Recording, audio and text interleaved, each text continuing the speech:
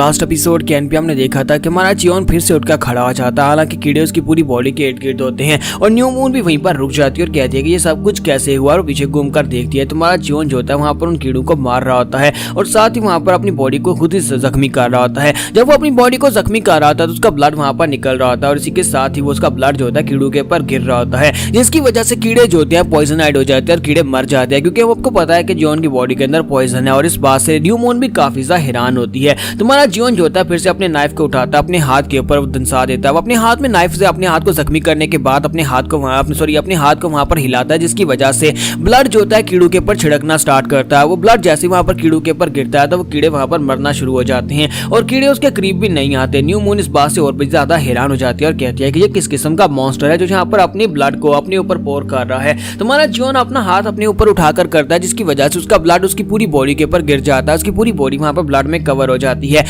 ताकि वो कीड़े जो है उसके करीब भी ना आए, क्योंकि उसका ब्लड पॉइजनस होता है। तो न्यू मून कहती है ये तो वाकई में एक पागल इंसान है। और इसी के साथ ही हमारा जियोन बड़ी तेजी के साथ आगे बढ़ता है और कहता है कि अब तुम्हारी बारी है। मैंने तो यहाँ पर अपने पॉइजन को यूज कर लिया इन कीड़ों को डिस्पेल करने के लिए, लेकिन तुम यहाँ पर मुझसे कैसे बचोगी। जियोन जैसे आगे बढ़कर उसके ऊपर अटैक करता है तो उसी के साथ ही वो शामन जो होती है वो साइड के ऊपर जंप करती है और नीचे की तरफ गिर जाती है। जब वो नीचे गिर जाती है तो उसका बीस्ट जो होता है ऊपर उड़ रहा होता है, तो वो उसे कहते हैं कि माउंटेन पियर्सिंग शैल्ड बीस्ट, चलो जल्दी से इसके ऊपर अटैक करो। और इसी के साथ ही ऊपर से एक जबरदस्त रोल लगाता है, हमारे जियोन के ऊपर अटैक करता है। वो वहां पर कीड़ों को कंट्रोल कर सकता है, लेकिन जैसे वहां पर उन सभी को ऑर्डर देता है, लेकिन कोई भी कीड़ा हमारे जियोन के करीब नहीं पहुंचता, क्योंकि वो सभी लोग ब्लड की वजह से डर रहे होते हैं, क्योंकि उसके ब्लड के अंदर पॉइजन होता है। तो शामन कहती है कि अब मैं यहाँ पर क्या करूंगी, अब मैं यहाँ पर बहुत ही बुरी सिचुएशन में फंस गई हूँ। इसने अपनी बॉडी को अपनी ब्लड से कवर कर लिया, जिसकी वजह से कीड़े इसके करीब नहीं पहुंचने। लगता है कि मुझे यहाँ पर अपनी स्पिरिट पावर को यूज करना पड़ेगा। और वो स्पिरिट पावर कमांडिंग मेथड को यूज करती है और कहती है कि अब मुझे यहाँ पर एक स्पेशल टेक्निक को यूज करना है। जैसे वो स्पेशल टेक्निक को यूज करने के बारे में सोच रही होती है, इसी के साथ हमारा जियोन दूसरी तरफ से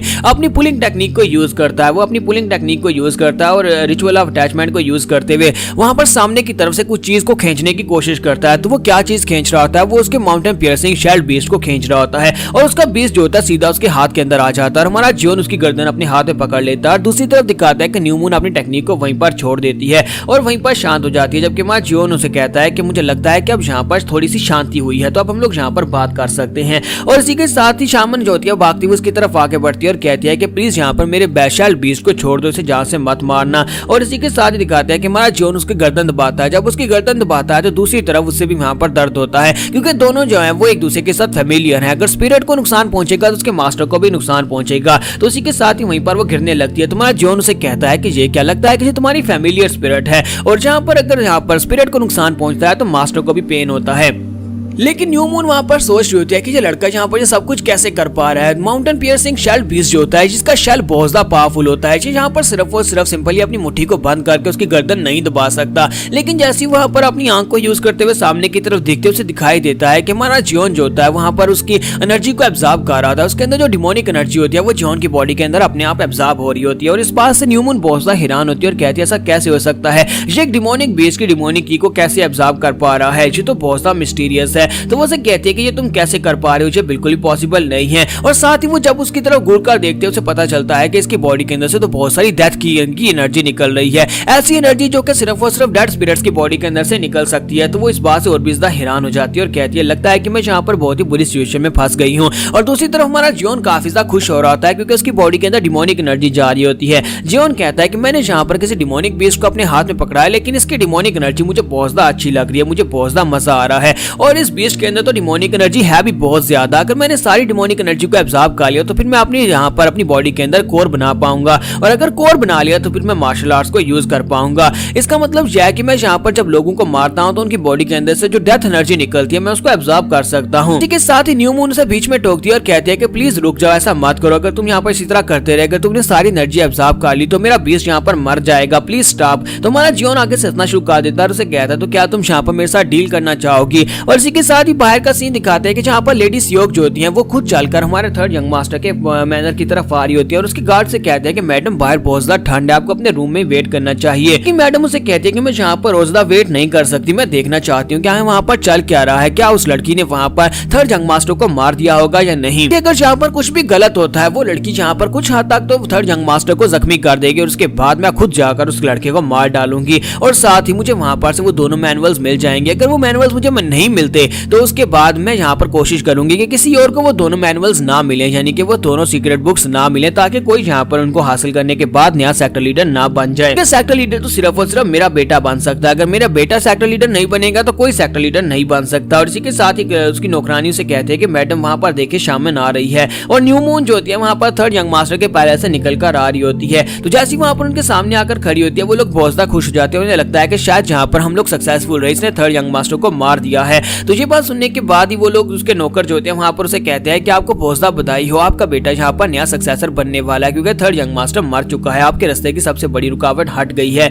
लेडी सियोक भी वहां पर काफी ज्यादा खुश हो रही होती है और कहती है कि हाँ मुझे भी लगता है कि यहाँ पर काफी ज्यादा खुशी का दिन है। लेकिन इसी के साथ ही शामन जो होती है न्यू मून उसके सामने आकर खड़ी होती है और आकर चुपचाप खड़ी हो जाती है। तो वो कहती है कि ये क्या यहाँ पर आकर चुपचाप खड़ी क्यों हो गई, और साथ ही उसे कहती है न्यू मून क्या हुआ, तुम यहाँ पर हमें क्या बताने वाली हो, चलो जल्दी से बताओ कि तुमने थर्ड यंग मास्टर को मार दिया। और इसी के साथ ही न्यू मून वहां पर जोर से चिल्लाकर कहती है प्लीज मैडम मुझे माफ करिएगा, मैं यहाँ पर फिनिक्स पवेलियन की तरफ से आपसे माफी चाहती हूँ कि फिनिक्स पवेलियन आपके इस मिशन को पूरा नहीं कर सकती। आपने यहाँ पर थर्ड यंग मास्टर को मारने की हमें सुपारी दी थी, लेकिन हम लोग आपके इस मिशन को पूरा नहीं कर सकते। और वो चिल्लाकर कह रही होती है ताकि आसपास के लोग जो हैं वो इसकी बात को सुन सकें। और ये बात सुनने के बाद मैडम सियोक और उसके साथी भी बहुत ज्यादा हैरान होते हैं कि ये इस तरह से शोर क्यों मचा रही है। इसी के साथ ही न्यू मून हमें बताती है कि उस दोनों में क्या डील हुई थी। तुम्हारे जॉन ने उसके साथ एक डील की थी। जॉन ने उसे कहा था कि अगर तुम यहाँ पर इस पंछी को बचाना चाहती हो तो तुम्हें यहाँ पर मेरे साथ एक डील करनी होगी, तुम्हें बाहर जाकर लेडी सियोक को एक्सपोज करना होगा, तुम्हें चिल्लाकर सभी के सामने ये बात कहनी होगी कि उसने यहाँ पर मुझे मारने के लिए तुम्हें पैसे दिए थे,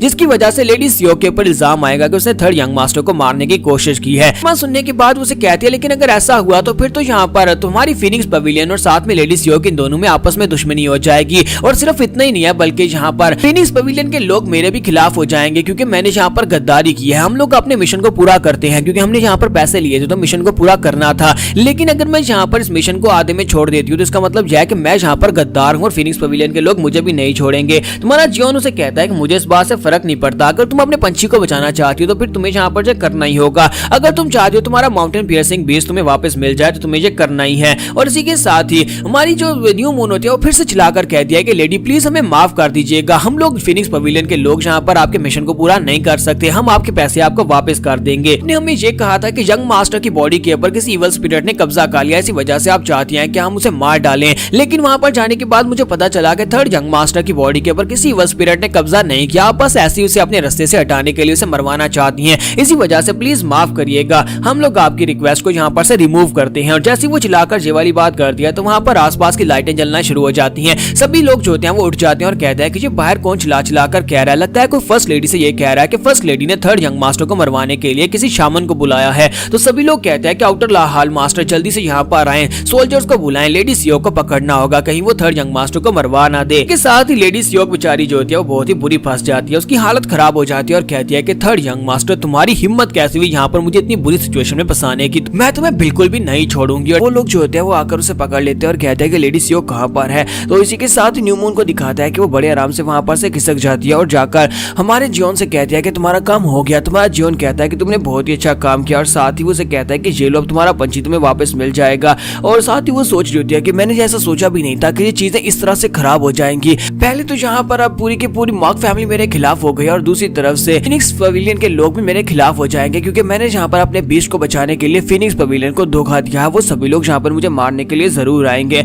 इसका मतलब यह है कि मैं यहाँ पर बहुत ही बुरी सिचुएशन में फंस चुकी हूँ, मैं इस बहुत ही आसानी के साथ बिल्कुल भी नहीं निकल पाऊंगी। मुझे यहाँ पर अपने बीस्ट को लेना चाहिए और यहाँ पर से कहीं दूर चले जाना चाहिए ताकि मैं यहाँ पर से जा सकूं। तो वो उसे कहती है कि चलो आप जल्दी से मेरे बीस्ट को मुझे वापस कर दो। तुम्हारा जीवन उसे कहता है हाँ क्यों नहीं, इससे पहले कि मैं तुम्हें ये वापस दूं मैं यहाँ पर तुमसे कुछ कहना चाहता हूँ। तो हमारा जीवन वहाँ पर उसे क्या कहता है, जीवन उसे कहता है कि मुझे यहाँ पर तुम चैमे मोरियो के बारे में बताओ। तो वो उसे कहती है क्या तुम यहाँ पर सिर्फ चैमे मोरियो के बारे में जानना चाहती हो। तो वो कहता है हाँ मैं यहाँ पर इनके बारे में जानना चाहता हूँ, क्योंकि मेरे पास यहाँ पर डिमोनिक मॉन्क है और इसके अलावा तुम यहाँ पर बर्ड हेड को कंट्रोल कर सकती हो। तो मैं यहाँ पर इस तरह के बीज के बारे में जानना चाहता हूँ, अगर मेरे पास भी यहाँ पर इस तरह का कोई बीज हो तो काफी ज्यादा इंटरेस्टिंग रहेगा। तो साथ ही वो सोच रही होती है कि इसके पास यहाँ पर एक स्पिरिट नहीं है बल्कि इसके पास दो स्पिरिट है। वो अपनी आंख की मदद से वहां पर देखती है, दूसरी स्पिरिट को वो देख नहीं पा रही होती क्योंकि उसका पावर लेवल ज्यादा होता है। तो वो कहती है कि इसके पास यहाँ पर दो स्ट्रिंग निकल रही है, एक स्ट्रिंग तो यहाँ पर इस डिमोनिक मॉन्क के साथ जुड़ रही है और दूसरी स्ट्रिंग पता नहीं कहां पर जाकर जुड़ रही है जिसे मैं देख भी नहीं पा रही। इसका मतलब यह है कि ये बहुत ज्यादा पावरफुल है।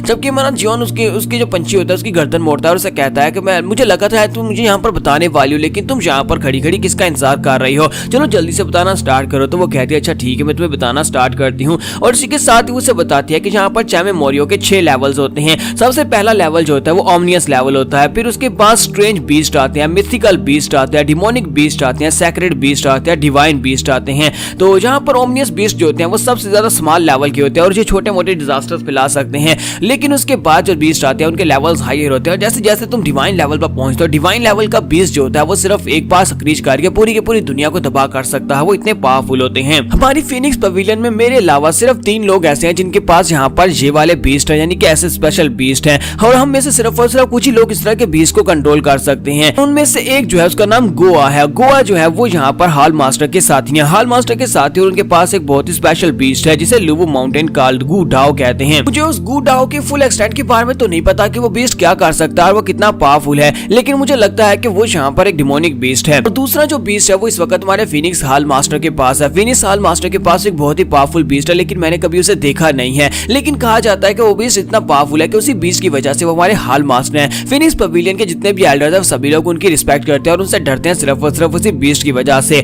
लेकिन लगता है कि वो बहुत ज्यादा हाईएस्ट लेवल का है। तो हमारा जीवन उसे कहते हैं तुम्हारे कहने का मतलब यह है कि तुम्हारे हाल मास्टर के पास एक सेक्रेड लेवल का या डिवाइन लेवल का बीस्ट हो सकता है। तो वो कहती है नहीं नहीं ऐसा नहीं हो सकता, क्योंकि सेक्रेड लेवल और डिवाइन लेवल्स ये सिर्फ और सिर्फ लेजेंड्स में है, यानी कि इसकी सिर्फ और सिर्फ कहानियां सुनी गई हैं। हमने कभी यहाँ पर अपनी जिंदगी में इस तरह के बीस्ट नहीं देखे और ये बहुत ज्यादा मुश्किल से मिलते हैं। मुझे लगता है कि हमारे हाल मास्टर के पास या तो एक डिमोनिक लेवल का बीस्ट हो सकता है या फिर मिथिकल लेवल का बीस्ट हो सकता है, जो कि यहाँ पर नॉर्मल लेवल से काफी ज्यादा हायर है। और साथ ही अपने पास वो एक बुक निकालती है और कहती है ये एक बहुत ही स्पेशल बुक है जिसे मैंने खुद लिखा है, तो तुम यहाँ पर मिस्टिकल बीस्ट के बारे में इस बुक को पढ़ सकते हो, इससे तुम्हें काफी ज्यादा हेल्प मिलेगी। तो वो उस बुक को ओपन करता है और वहाँ पर उसके अंदर सब कुछ लिखा होता है। वहाँ पर फिनिक्स हाल के अंदर कितनी शामन्स हैं और शामन्स के पास कौन कौन से बीस्ट हैं वो सब कुछ उसके अंदर लिखा होता है। अपना जीवन वहाँ पर सोच रहा था कि अगर मेरे पास भी यहाँ पर एक अपना चैमे मोरियो होगा तो फिर ये बहुत ज्यादा इंटरेस्टिंग होगा, क्योंकि मैं यहाँ पर चैमे मोरियो को यूज करके अपने एनिमी को बड़ी आसानी से हरा सकता हूँ। तो वो उसे कहते हैं तुमने बहुत ही अच्छा काम किया और साथ ही वो उसके पास उसके बीस्ट वापस दे देता है और कहता है लीजिए लीजिए तुम्हारा माउंटेन पियर्सिंग शैल्ड बीस्ट में वापस देता हूँ। और वो उसे कहती है कि तुम्हारा शुक्रिया और इसी के साथ ही वो वहाँ पर से चली जाती है। उसके वहाँ पर चले जाने के बाद वो काफी ज्यादा गुस्से होती है और कहती है कि ये सब कुछ इसकी वजह से हुआ है, इसने मुझे यहाँ पर इतना ज्यादा शर्मिंदा कर दिया,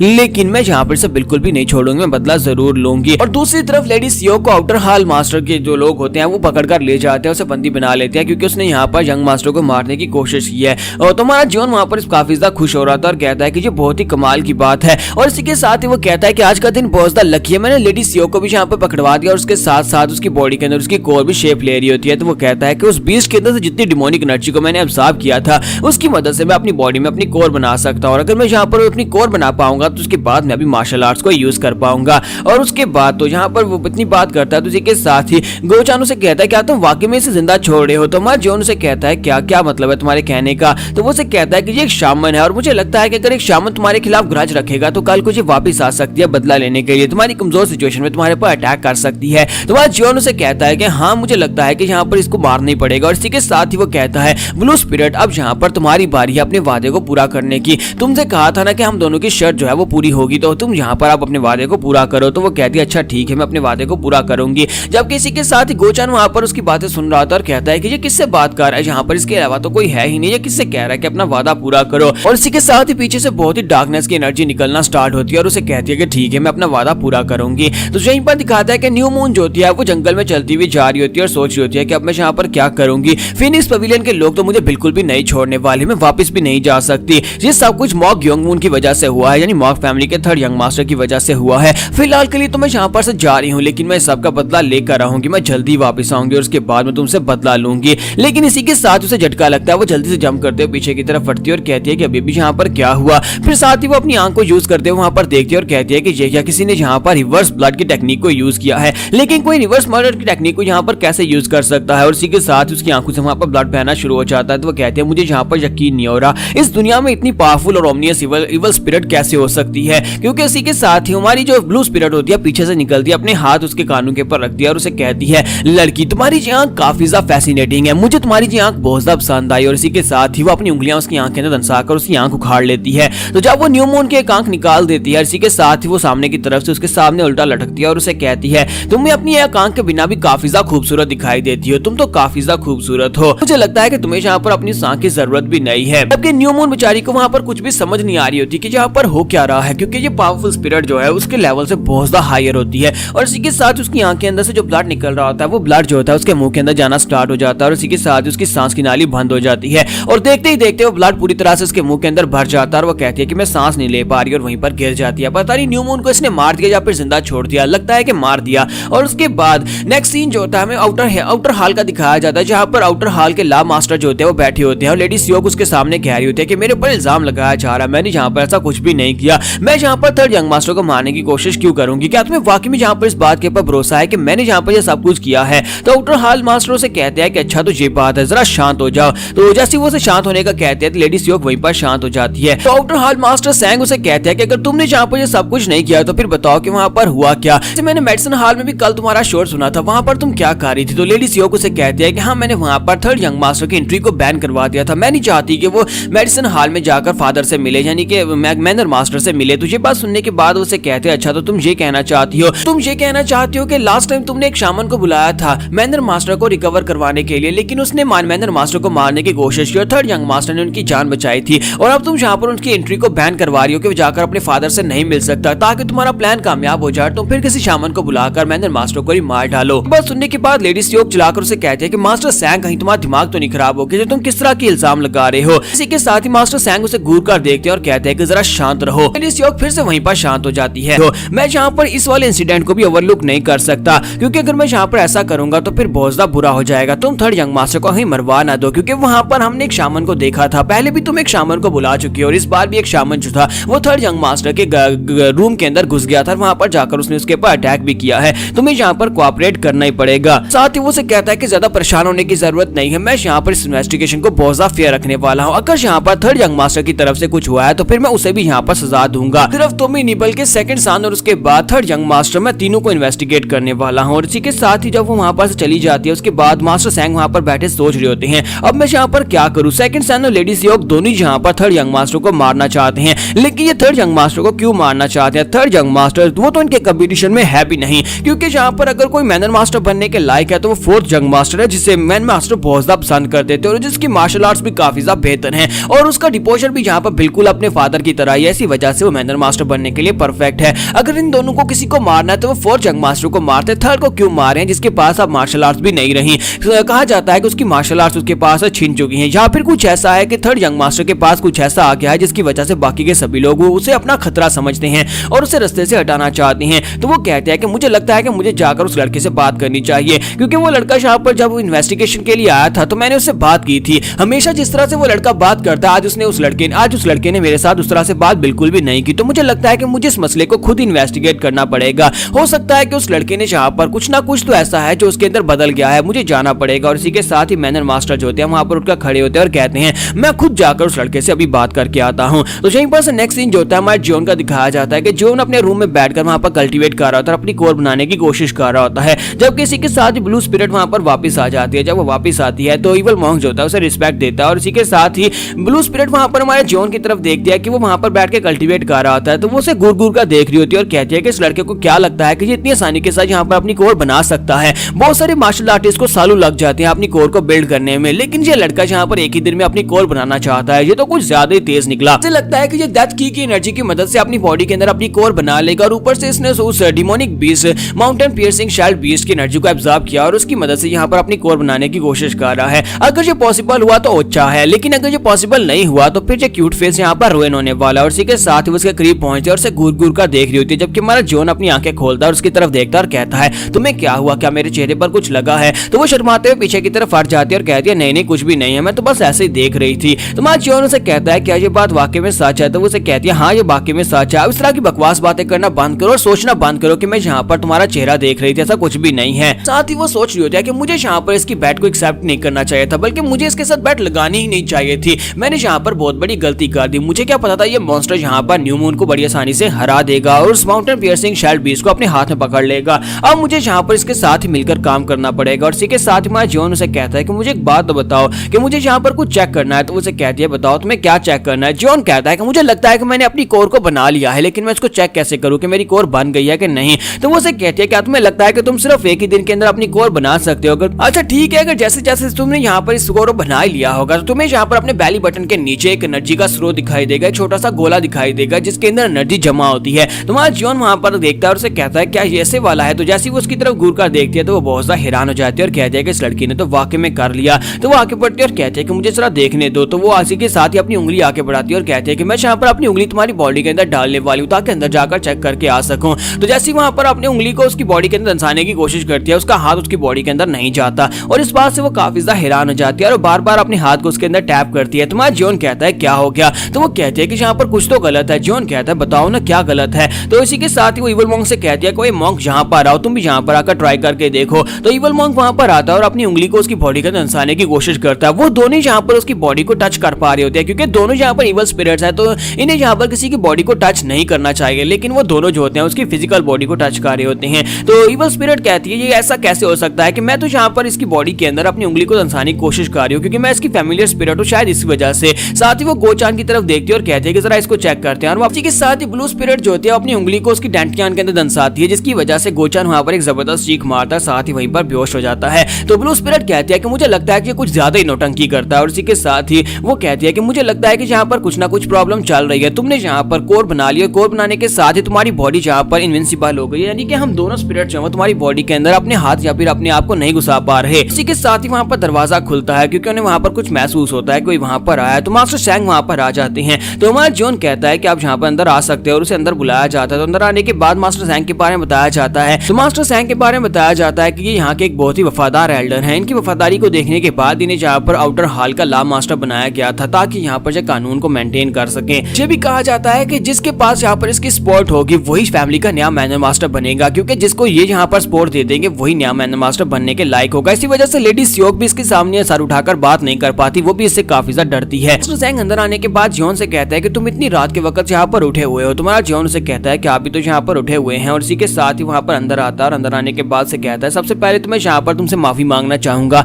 कि हमारी सिक्योरिटी के होने के बावजूद भी एक शामन यहाँ पर तुम्हारे रूम के अंदर तक आ गया और इसने तुम्हें मारने की कोशिश की। तुम्हारा जियोन कहता है कोई बात नहीं, आपको यहाँ पर ये सब कुछ करने की जरूरत नहीं है, बिल्कुल ठीक हूँ। तो वो उसे कहते हैं लेकिन फिर भी यहाँ पर मुझे माफी तो मांगनी चाहिए। तुम्हारा जियोन कहता है कि अब जबकि मैं बिल्कुल ठीक हूँ, परफेक्टली फाइन हूँ, मुझे कुछ भी नहीं हुआ, तो फिर यहाँ पर आपको माफी मांगने की जरूरत भी नहीं है। और इसी के साथ ही वो अपना हाथ आगे बढ़ाते हैं। तो वो बड़ी तेजी के साथ अपना हाथ आगे बढ़ाते हैं, लेकिन हमारा जियोन सामने से हिलता भी नहीं है। वो अपना हाथ आगे बढ़ाने के बाद उसके कंधे के ऊपर टैप करना स्टार्ट कर देते हैं। असल में वो यहाँ पर उसके ऊपर कुछ चेक करने की कोशिश कर रहे थे अपने हाथ को आगे बढ़ाकर। फिर साथ उसके कंधे पे टैप करते हैं और कहते हैं कि लड़के तुम वाकई में बहुत ज्यादा अच्छे हो। फिर इसी के साथ ही उठकर खड़े होते हैं और उसे कहते हैं अब तुम्हारे पास सिचुएशन ऐसी थी तो मुझे लगता है कि तुम्हें उस डैगर को यूज करना चाहिए था, जो डैगर मैंने यहाँ पर तुम्हें दिया था। तुम्हारा जियोन कहता है क्या डैगर दिया था? तो वो कहते हैं हाँ, मैंने यहाँ पर सभी जंग मास्टर्स को सेल्फ डिफेंस के लिए यहाँ पर एक एक डैगर दिया था कि तुम सभी लोग यहाँ पर उस डैगर की मदद से अपनी सुरक्षा कर सको। तुम्हारा जियोन जो होता है उसकी बात सुनने के बाद वहाँ पर सोच रहा होता है कि अगर गोचान यहाँ पर होश में होता तो वो मुझे बताता कि इसने डैगर दिया था या नहीं। इसी के साथ ही उसे कहता है कि हाँ वो डैगर उसको तो मैंने यहाँ पर अपने ड्रॉर के अंदर स्टोर करके रखा हुआ है।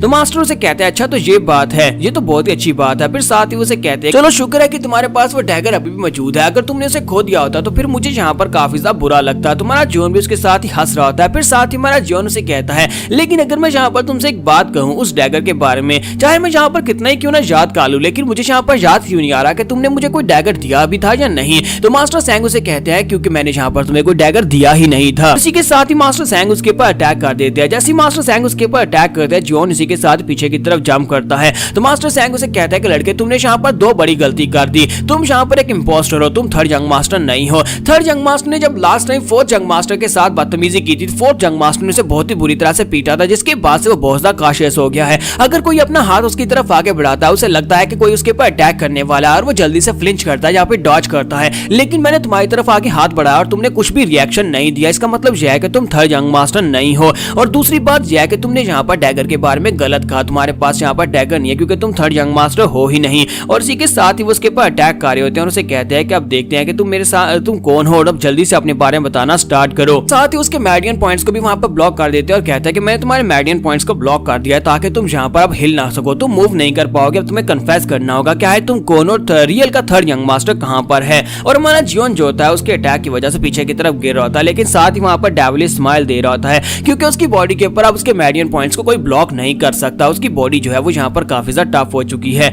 और अपनी डिमोनिक स्माइल देने के साथ इसी के साथ ही ब्लू स्पिरिट से कहता है कि ब्लू स्पिरिट आगे बढ़ो। और इसी के साथ ही ब्लू स्पिरिट जो होती है वो पीछे वाली साइड से निकलती है और मास्टर सैंग की बॉडी के अंदर अपना हाथ दंसा कर उसके हार्ट को पकड़ लेती है। है। जब वो उसके हार्ट को उसकी बॉडी के अंदर ही पकड़ लेती है तो मास्टर सेंग वहीं पर रुक जाते हैं और वो हिल भी नहीं पा रहे होते क्योंकि उन्हें वहां पर बहुत सा दर्द हो रहा होता है। वो कहते हैं कि यहाँ पर हो क्या रहा है, और इसी के साथ ही ब्लू स्पिरिट कहती है कि अब यहाँ पर जो मौत की भीख मांगेगा। तुम्हारा जियोन कहता है कि ये बहुत ही अच्छी बात है कि ब्लू स्पिरिट तुम्हारे पास इस तरह के स्किल्स भी हैं, मुझे ये नहीं पता था कि तुम किसी की बॉडी के अंदर अपना हाथ डालकर उसके हार्ट को पकड़ सकती हो। तो वो उसे कहती है कि तुमने अभी तक यहाँ पर देखा ही क्या, अभी तो तुम्हें यहाँ पर बहुत कुछ देखना बाकी है। फिर साथ ही वो उसे कहती है कि अब बताओ कि यहाँ पर इसका करना क्या है। तुम्हारा जियोन कहता है कि करना क्या है, पहले मैं इसकी एनर्जी को एब्जॉर्ब करूंगा और उसके बाद हम लोग यहाँ पर इसको यूज करने वाले हैं। तुम्हारे जियोन ने वहां पर अपने लिए एनर्जी कोर भी बना ली होती है जिसकी वजह से अब उसके पास यहाँ पर मार्शल आर्ट्स की पावर आ गई होती है, जिसकी वजह से मेडियन पॉइंट्स उसके ब्लॉक नहीं हो पा रहे होते। और साथ ही उसने यहाँ पर डेथ की एनर्जी को मैनिफेस्ट किया जिसकी वजह से अब यहाँ पर कोई स्पिरिट्स भी उसकी बॉडी के अंदर घुस नहीं सकती। तो फिर यहाँ पर उसके एक्यूपंक्चर पॉइंट्स को कोई कैसे दबा सकता है।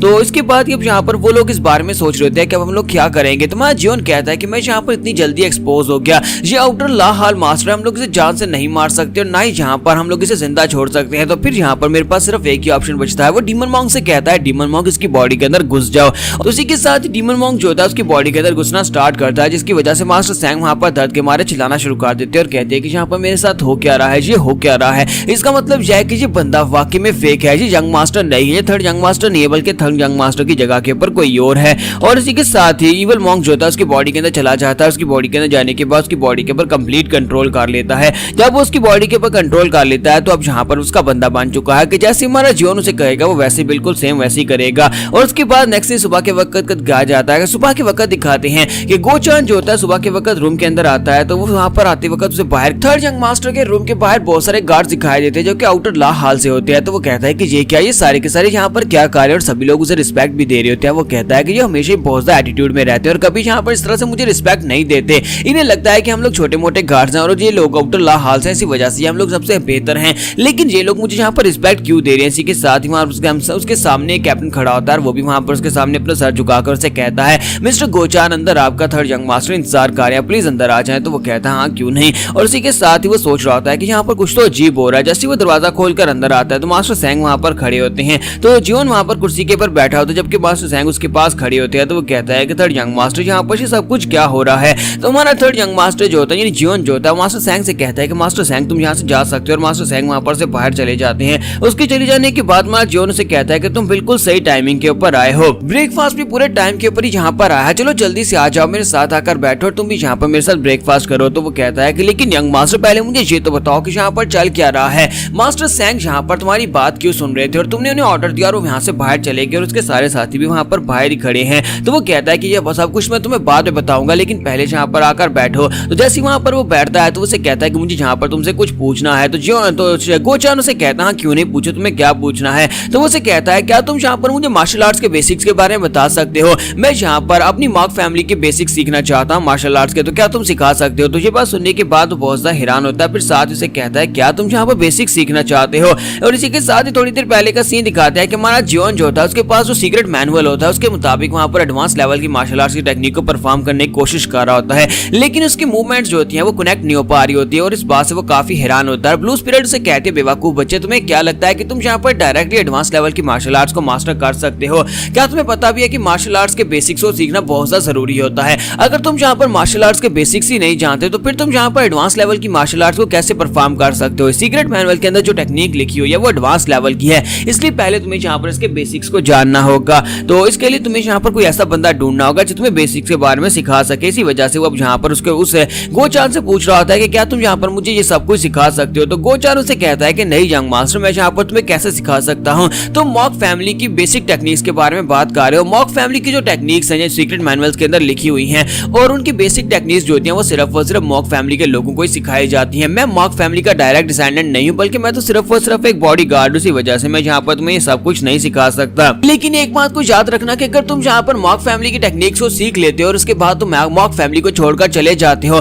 तो बाहर जाने के बाद अगर किसी को पता चल जाता है कि तुम्हारे पास मॉक फैमिली की टेक्निक्स हैं तो फिर तुम्हारे लिए काफी ज्यादा मुश्किल हो जाएगी। तो म्यूरियम वर्ल्ड में इतनी आसानी के साथ इन टेक्निक्स को जो किसी दूसरी फैमिली के लीनिएज है उनको यूज नहीं कर पाओगे। तो वो कहता है कि इस बात का कोई मसला नहीं है और इसी के साथ ही उसे कहता है कि मुझे इस बारे में नहीं पता, लेकिन बेसिक टेक्निक्स जो होती हैं वो सिर्फ और सिर्फ मॉक फैमिली के यंग मास्टर्स या फिर मॉक फैमिली के डायरेक्ट डिसेंडेंट्स को ही सिखाई जाती हैं। इसका मतलब यह है कि अगर तुम यहाँ के डायरेक्ट डिसेंडेंट नहीं हो और तुम बाहर जाकर टेक्निक्स को यूज करते हो तो मॉक फैमिली के लोग तुम्हें नहीं छोड़ेंगे। और साथ ही उसे बता बताता है कि इस वक्त ये टेक्निक जो है सिर्फ और सिर्फ 3 लोग तुम्हें सिखा सकते हैं, first young master, second young master और फोर्थ यंग मास्टर। इन तीनों के अलावा इस वक्त कोई भी ऐसा नहीं है जिसके पास ये वाली टेक्निक हो, क्योंकि ये सिर्फ और सिर्फ डायरेक्ट डिसेंडेंट्स को ही मिलती है। तो जियोन कहता है कि इसका मतलब यह है कि फिर हमें किसी ऐसे को ढूंढना होगा जो हमारी मदद कर सके। तो गोचान उसे कहता है कहीं तुम्हारा दिमाग तो नहीं खराब हो गया, कोई यहाँ पर तुम्हारी मदद क्यों करेगा? अब वो बाकी के तीनों यंग मास्टर्स में से कोई भी यहाँ पर तुम्हारा साथ नहीं देगा। तो इसी के साथ ही हमारा जियोन उठकर खड़ा हो जाता है और कहता है कि मेरे पास और कोई रास्ता नहीं है, हमें जाना होगा। तो इसी के साथ ही गोचान भागते हुए उसके पीछे आता है और कहता है कि ये क्या हो रहा है, तुम वाकई में किसी के पास जाने वाले हो, लेकिन तुम किसके पास जाने वाले हो? साथ ही वो उसे कहता है क्या तुम्हें नहीं लगता कि यहाँ पर अगर किसी दूसरे यंग मास्टर से जाकर तुम ये बात कहोगे कि मैं यहाँ पर बेसिक्स के बारे में भूल चुका हूँ, जिस बेसिक्स की टेक्निक यहाँ पर सभी यंग मास्टर्स को दी गई थी, तो उन्हें तुम्हारे पर शक हो जाएगा। वो सभी लोग यही सोचेंगे कि तुम कोई फेक हो और असली का जो थर्ड यंग मास्टर है वो कहीं पर चला गया या तुमने उसे मार दिया है।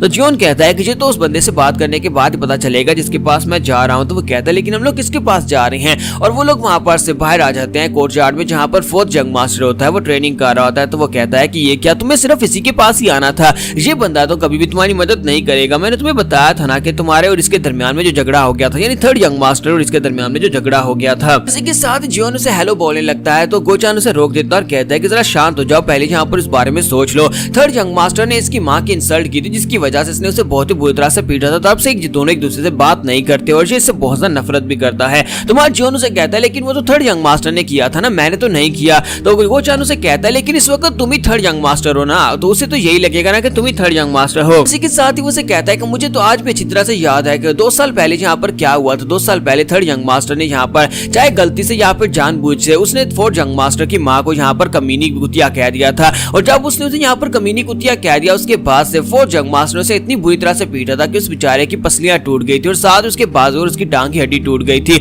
और उसके चेहरे की यानी उसका एक दो दांत भी टूट गया था। उसने उसे नीचे गिरा रखा था, ऊपर बैठकर उसके ऊपर पंचेस मार रहा था। वो एक मॉन्स्टर की तरह है, क्योंकि वो इस वक्त इतनी कम उम्र में 16 साल की उम्र में पीक राम में पहुंच चुका है। इसी वजह से वो बिल्कुल एक मॉन्स्टर की तरह है। अगर यहाँ पर ये कहा जाए कि मैनर मास्टर के बाद यहाँ पर सबसे परफेक्ट मार्शल आर्टिस्ट यही है, तो ये गलत नहीं होगा। तो ब्लू स्पिरिट भी उसकी तरफ देखने के बाद कहते हैं कि मुझे लगता है कि लड़का काफी ज्यादा यूजफुल है। तो जियोन कहता है क्या तुम वाकई में ये देख सकते हो? तो वो कहती है हाँ, ये लड़का बहुत ज्यादा टैलेंटेड है। इस लड़के की उम्र काफी ज्यादा कम है, लेकिन ये वाकई में पीक राम में पहुंच चुका है। अगर मैं यहाँ पर जिंदा होती और मुझे यहाँ पर कोई डिसाइपल चूज करना होता तो मैं इस लड़के को अपना स्टूडेंट बना लेती। ब्लू स्पिरिट उसे कहती है कि अब जबकि दिन का टाइम है, दिन के वक्त में यहाँ पर अपनी फुल पावर्स को यूज नहीं कर सकती, इसी वजह से तुम्हें इस लड़के से धीरे से बात करनी होगी और इसे गुस्सा मत दिलाना, कहीं ऐसा ना कि ये लड़का तुम्हें मार डाले। तो इसी के साथ हमारा जियोन जो होता है वहां पर से आगे बढ़ जाता है, जबकि गोचान सोच रहा होता है कि मुझे लगता है कि इसे फिर से यहाँ पर मार पड़ने वाली है। तो जैसे वो वहां पर उसके करीब जाता है और उसके करीब जाने के बाद वहां पर रुक जाता है। तो इसी के साथ ही फोर्थ यंग मास्टर अपनी आंखें खोलता है, उसकी तरफ देखता है और बहुत ज्यादा गुस्सा हो जाता है। जैसे वो वहां पर बहुत ज्यादा गुस्सा हो जाता है, हमारा जियोन उसी के साथ से वहां पर हेलो बोलता है। तो वो कहता है कि ये क्या है, मुझसे डर क्यों नहीं रहा?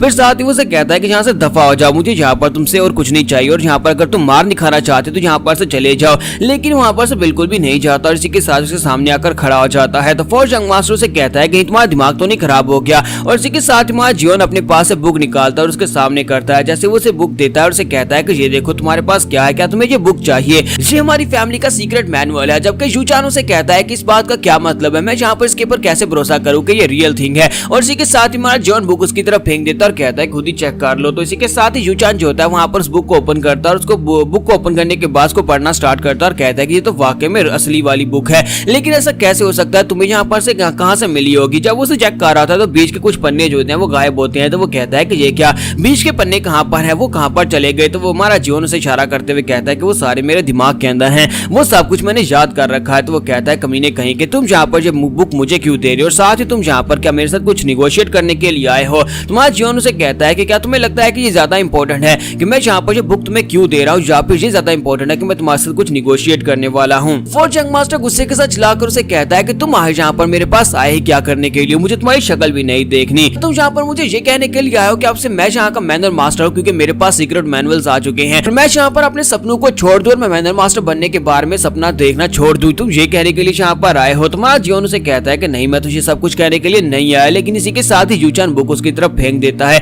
तुम्हारा जियोन बुक को नीचे से उठाता है और उसे कहता है कि लगता है कि यहाँ पर तुम्हें कोई गलतफहमी हो गई है, मेरा यहाँ पर मैनर मास्टर बनने का कोई इरादा नहीं है, ना ही मुझे मैनर मास्टर बनने का शौक है। वो उस बुक को उठाता है और उसे कहता है कि अगर तुम यहाँ पर मैनर मास्टर बनना चाहते हो तुम बन सकते हो।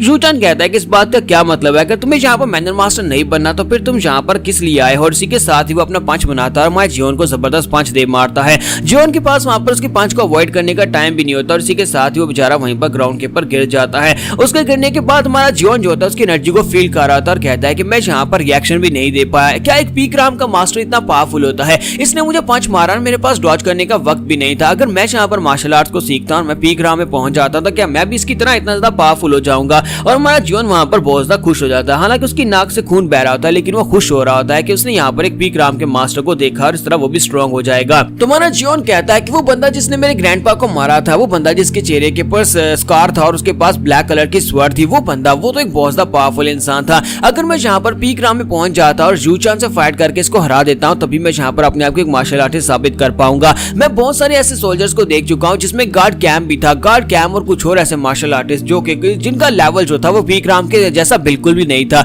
इस लड़के का तो लेवल ही डिफरेंट है, यानी कि इसकी कल्टीवेशन लेवल उन सभी लोगों के मुकाबले में काफी ज्यादा बेहतर है और जो उन लोगों से काफी ज्यादा बेहतर भी दिखाई देता है। इसका पोस्टर चेक करो, ये तो बिल्कुल अपने आप में एक मॉन्स्टर की तरह है। तुम्हारा जियोन फिर से उठकर बैठ जाता है और उसे कहता है कि मैं यहाँ पर तुमसे बात करना चाहता हूँ, लेकिन तुमने तो यहाँ पर मेरे चेहरे के ऊपर एक पंच मार दिया। क्या तुम यहाँ पर मेरे चेहरे का नक्शा बिगाड़ना चाहते हो? जबकि दूसरी तरफ से यंग मास्टर जूचान उसे कहता है कि यहाँ से दफा हो जाओ अगर तुम और ज्यादा मार नहीं खाना चाहते। और इसी के साथ उसकी तरफ आगे बढ़ता और कहता है कि लगता है कि तुम्हें और ज्यादा मार खानी है, इसी वजह से तुम यहाँ पर उठकर खड़े हो गए हो, या तो वहीं पर ग्राउंड के ऊपर पड़े रहो यहाँ पर जल्दी से उठकर भागना स्टार्ट करो। तुम्हारा जियोन उसे कहता है कि मुझे लगता है कि तुम्हें यहाँ पर मेरे पर भरोसा नहीं है क्योंकि मैंने यहाँ पर तुम्हारी माँ के बारे में कुछ गलत कहा था। और उसी के साथ ही जूचान आगे बढ़ता है, उसे कॉलर से पकड़ता और कहता है कि हाँ मुझे तुम्हारे पर बिल्कुल भरोसा नहीं है, तुम्हारे मुंह से एक भी गंदा लफ्ज निकलेगा मुझे इसके ऊपर बिल्कुल भी भरोसा नहीं। और फिर से वहां पर अपना पंच बनाता है तो जियोन उसे कहता है कि जो तो बड़ी अफसोस की बात है, चलो फिर ठीक है, अब जबकि तुम्हें यहाँ पर मेरे पर भरोसा नहीं है तो फिर मैं सीक्रेट मैनुअल को जाकर सेकंड यंग मास्टर या फिर फर्स्ट यंग मास्टर यानी लेडी सीओ को दे देता हूँ, तो उसके बाद देखते हैं कि क्या होगा। जियोन उसे कहता है कि मैं ये सोच रहा हूँ कि अगर यहाँ पर फर्स्ट यंग मास्टर या फिर सेकंड यंग मास्टर में से कोई सेक्टर लीडर बन जाता है तो उसके बाद तुम्हारा क्या होगा? तुम तो एक नाजायज बेटे हो, एक नाजायज बेटे को ये वो लोग यहाँ पर किस तरह से ट्रीट करने वाले हैं। मैं तो फिर यहाँ पर थर्ड यंग मास्टर में एक जायज बेटा हूँ, तो मेरे साथ तो यहाँ पर इतना बुरा व्यवहार बिल्कुल भी नहीं होगा अगर उन दोनों में से कोई यहाँ पर सेक्टर लीडर बन जाएगा। जरा अपने बारे में सोच कर देखो, क्योंकि अगर तुम यहाँ पर एक सक्सेसर कैंडिडेट हो, तुम्हारे फादर तुमसे बहुत ज्यादा प्यार करते हैं और तुमने सारी जिंदगी मार्शल आर्ट्स को सीखा ताकि तुम यहाँ पर नए मैनर मास्टर बन सको, लेकिन कोई और यहाँ पर मैनर मास्टर बन जाता है और तुम्हें उठाकर फैमिली से बाहर फेंक देता है। तो ये बात सुनने के बाद जूचान उसे कहता है क्या तुम यहाँ पर मुझे धमकी देने की कोशिश कर रहे हो? तुम्हारा जियोन उसे कहता है क्या तुम्हें ये धमकी दिखाई दे रही है? मैं देखकर लगता तो नहीं है कि मैं यहाँ पर तुम्हें कोई धमकी दे रहा हूँ। तो इसी के साथ ही वो उसका कॉलर छोड़ देता है और पीछे हटता और कहता है कि बताओ कि तुम्हें क्या चाहिए और बताओ कि तुम हो कौन? तुम्हारा जियोन कहता है कि इस बात का क्या मतलब है कि मैं कौन हूँ? क्या तुम्हें दिखाई नहीं दे रहा कि मैं कौन हूँ? थर्ड यंग मास्टर हूँ। जूचान उसे कहता है कि नहीं, तुम थर्ड यंग मास्टर बिल्कुल भी नहीं हो सकते, बताओ कि तुम कौन हो? तो इसी के साथ ही हमारा जियोन जो होता है उसे कहता है कि तुम मेरे बारे में जानते ही क्या हो? तो वो कहता है इस बात का क्या मतलब है? तुम्हारा जियोन उसे कहता है कि मैं यहाँ पर तुमसे पूछ रहा हूँ कि मेरे बारे में तुम क्या जानते हो? मैंने एक बार तुम्हारी माँ की इंसल्ट कर दी और उसके बाद तुमने मुझे पीटा, उसके अलावा तुम यहाँ पर मेरे बारे में क्या जानते हो? बचपन से लेकर अभी तक तुम मेरे बारे में क्या ही जानते हो? इंसान बदलते हैं और मैं यहाँ पर अंदर से बहुत ज्यादा चेंज हो चुका हूँ और इस वक्त मेरे मोहरे दिखाने का वक्त है, इसी वजह से मैं तुम्हारे सामने आकर खड़ा हूँ। तुम्हें मेरे बारे में कुछ भी नहीं पता कि मुझे क्या पसंद है, मुझे क्या नापसंद है, किससे मैं नफरत करता हूँ और किससे मैं प्यार करता हूँ और मैं यहाँ पर मैनर मास्टर क्यों नहीं बनना चाहता। मेरे पास मेरे सारे सवालों के जवाब है, लेकिन तुम्हें मेरे बारे में कुछ भी नहीं पता। और इसी के साथ ही यूचान उसे कहता है कि तुम भी यहाँ पर मेरे बारे में कुछ भी नहीं जानते। सभी लोगों ने यहाँ पर मेरे पर लेबल लगाया था, तुम सभी लोगों ने मुझे यहाँ पर कहा था कि मैं यहाँ पर एक कमजात हूँ, यानी कि मैं एक नाजायज बेटा हूँ। तुम सभी लोग हमेशा मुझसे दूरी रखते थे और ये सब कुछ किस लिए? सिर्फ और सिर्फ इसलिए कि मेरी माँ जो थी वो एक कंकूबाइन थी, जबकि तुम्हारी माएँ जो थी वो किसी दूसरे सेक्टर से लाई गई बीवियां थी। में से किसी ने यहाँ पर मुझे अपना छोटा भाई नहीं माना, हालांकि मैं तुम सभी लोगों से ज्यादा बेहतर था। तुम सभी लोग यहाँ पर मुझसे निगोशिएट बिल्कुल भी नहीं करो, क्योंकि मैं यहाँ पर तुम में से किसी के ऊपर भरोसा नहीं कर सकता। तुम्हारा जियोन उसे कहता है कि मुझे लगता है कि मैं यहाँ पर तुम्हारे साथ निगोशिएट कर सकता हूँ। तो जूचान कहता है लेकिन क्यों, मेरे साथ ही क्यों?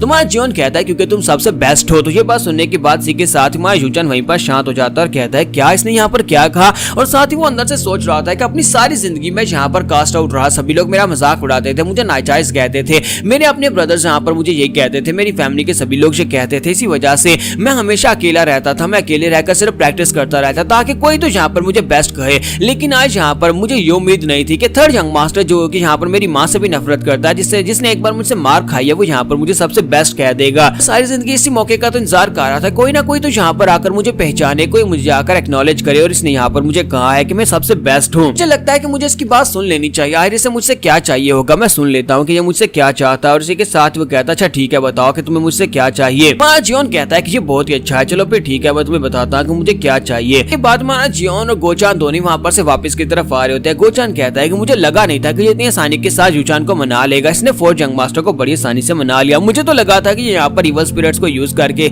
उसको बहुत ही बुरी तरह से टॉर्चर करने वाला ताकि वो इसकी बात मान जाए, लेकिन इसने यहाँ पर बड़ी आसानी के साथ मक्खन की तरह उसको मना लिया। इसने यूचान के सामने अपनी रियल आइडेंटिटी को भी शो होने नहीं दिया और उसे ये भी पता नहीं चलने दिया कि ये असली वाला 3rd यंग मास्टर है ही नहीं। और साथ ही इसने यहाँ पर उससे ये बात भी निकाली कि मुझे यहाँ पर बेसिक सिखा दो। वो यूचान से कहता है कि अगर तुम्हें यहाँ पर सीक्रेट मैनुअल चाहिए तो बदले मेरी 3 रिक्वायरमेंट्स है, तुम्हें उन 3 रिक्वायरमेंट्स को पूरा करना होगा। तो यूचान कहता है अच्छा बताओ। तो इसी के साथ ही उसे कहता है कि मैनन मास्टर बनने के बाद सबसे पहली शर्त मेरी ये होगी कि तुम मुझे अकेला छोड़ दोगे, तुम मुझे डिस्टर्ब नहीं करोगे, मैं जो चाहे वो कर सकता हूँ। और दूसरी शर्त मेरी ये है कि तुम्हें यहाँ पर मुझे फाइनेंशियली सपोर्ट करना होगा, मुझे बहुत सारे पैसों की जरूरत पड़ेगी और तुम हर महीने यहाँ पर मुझे पैसे दोगे। तो ये बातें सुनने के बाद यूचान उसे कहता है कि मैं यहाँ पर तुम्हारी शर्त को तो मान सकता हूँ, ठीक है, मैनन मास्टर बनने के बाद अगर तुम मुझे तंग नहीं करोगे मैं तुम्हें तंग नहीं करूंगा, तुम अकेले रह सकते हो, यहाँ पर एक यंग मास्टर की तरह अपनी जिंदगी गुजार सकते हो और तुम्हें यहाँ पर हर महीने तुम्हारा अलाउंसेस मिलते रहेंगे। तो ये बात सुनने के बाद उसे कहता है कि अब बताओ कि तुम्हारी तीसरी शर्त कौन सी है। तुम्हारा जियोन उसे कहता है कि तीसरी शर्त मेरी ये है कि मैं यहाँ पर शर्मिंदा हूँ ये बात कहते हुए, लेकिन मुझे लगता है कि तुम्हें यहाँ पर मुझे बेसिक्स के बारे में सिखाना होगा।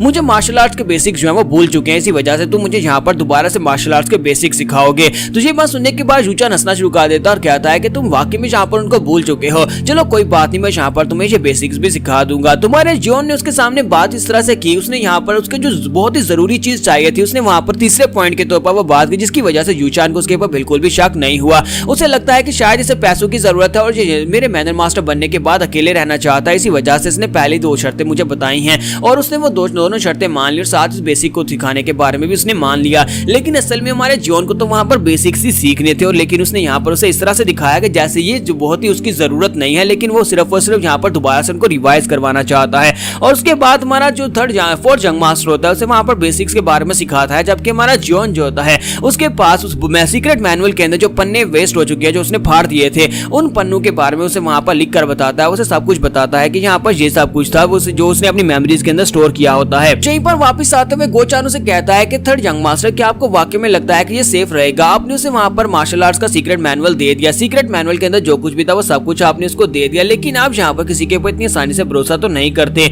तुम्हारा जियोन उसे कहता है कि तुम्हें किसने कह दिया कि मैंने उसे सारे का सारा सीक्रेट मेथड दे दिया है? तो उसे कहता है कि इस बात का क्या मतलब है? तो वो कहता है कि इस बात का मतलब यह है कि मैंने वहां पर जो पन्ने मैंने फाड़ दिए थे उन पन्नों के अंदर से जितने कैरेक्टर्स थे उन सभी कैरेक्टर्स में से तकरीबन हर 10 कैरेक्टर्स के बाद मैंने कुछ लफ्जों को चेंज कर दिया, जिसकी वजह से चाहे वो सारी जिंदगी यहाँ पर सीक्रेट मैनुअल को सीखने में लगा रहे वो कभी उसको सीख नहीं पाएगा। तो ये बात सुनने के बाद गोचान कहता है कि जो तुमने क्या कर दिया, अगर वो यहाँ पर उसको गलत तरीके से सीखने की कोशिश करेगा, अगर तुमने उसमें से कुछ लफ्जों को चेंज किया, इसका मतलब यह है कि वो उसकी कल्टीवेशन क्रिपल हो सकती है, उसकी मैडियंस ब्लॉक हो सकती है कल्टीवेशन के दौरान। साथ ही वो अंदर ही अंदर सोच रहा होता है कि ये बंदा वाकई में एक बहुत ही बड़ा कमीना डेविल है, इसने यहाँ पर उसके पास से सौदा किया था, लेकिन सौदे के एंड के ऊपर इसने यहाँ पर उसके साथ बिल्कुल भी अच्छा नहीं किया, उसे गलत टेक्निक देकर। यहीं पर से नेक्स्ट सीन में फिनिक्स पवेलियन का दिखाया जाता है, जहां पर दिखाते हैं कि फिनिक्स पवेलियन का जो मास्टर होता है वो अपने सबऑर्डिनेट से पूछता है कि बताओ न्यू मून कहां पर है, अभी तक न्यू मून वापस क्यों नहीं आई? तो उसे वहां पर इंफॉर्मेशन दी जाती है कि न्यू मून जो थी उसने लेडी सीओ के साथ गलत किया, उसने लेडी सीओ के दिए हुए मिशन को पूरा नहीं किया और साथ ही लेडी सीओ के ऊपर इल्जाम लगाकर वहां पर लेडी सीओ को पाबंदी बनवा दिया, उसे पकड़ लिया गया है, जिसकी वजह से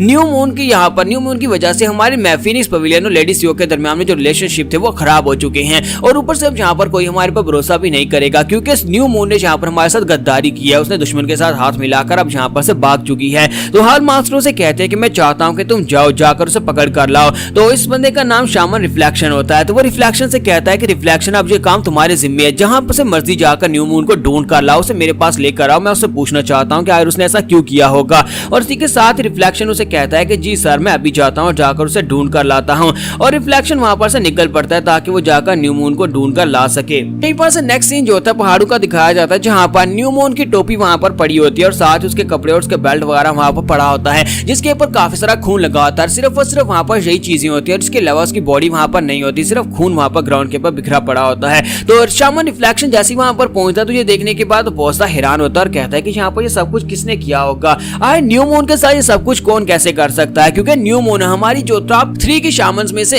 एक थी, उसके पास अपने एक बीस्ट भी था यानी चैमे मोरियो था, लेकिन इसके बावजूद कोई उसके साथ ये सब कुछ कैसे कर सकता है। वो अपने पास एक तलिस्मान को बर्न करता है और कहता है मैं यहाँ पर इस तलिस्मान को बर्न करके सब कुछ रिवाइंड करके देखूंगा क्या है यहाँ पर हुआ क्या था। उस तलिस्मान की मदद से वो यहाँ पर आत्माओं को बुलाता है और आत्माओं की मदद से पूरी की पूरी बैक फ्लैश वहां पर देखने वाला है। जैसे वहां पर अपनी पावर्स को यूज करते हो बैक फ्लैश देखता है तो वो कहता है कि यहाँ पर असल में क्या हुआ था। तो इसी के साथ उसे दिखाई देना स्टार्ट करता है। वो सब कुछ उसे दिखाई देता है कि लेडी सियोक ने उससे कहा था कि तुम्हें यहाँ पर fourth young master third young master को मारना होगा और उसने वहां पर उसके ऊपर रिवर्स डिग्री टेक्निक को यूज किया था, रिवर्स मर्डर टेक्निक को यूज करते हुए उसके ऊपर अटैक किया था जहां पर इवल मॉन्क था और इवल मॉन्क के ऊपर अटैक करने के बाद उसने वहां पर अपने कीड़ू को भी यूज किया था। यानी कि उसने अपने शेल्ड बीस्ट को यूज किया और शेल्ड बीस्ट को यूज करने के बाद उस लड़के ने अपना ब्लड अपने ऊपर डाला, उन कीड़ू को भी अवॉइड कर लिया, साथ उसकी शेल्ड बीस्ट को भी वहां पर पकड़ लिया। शेल्ड बीस्ट को बचाने के लिए उस लड़की ने वहां पर उसके साथ एक सौदा किया और लेडी सियोक को वहां पर फंसा दिया और उसके बाद उसने उस लड़की को छोड़ दिया और वो लड़की यहाँ पर पहुंची और यहाँ पर पहुंचने के बाद किसी ने उसके ऊपर अटैक करके उसको मार डाला।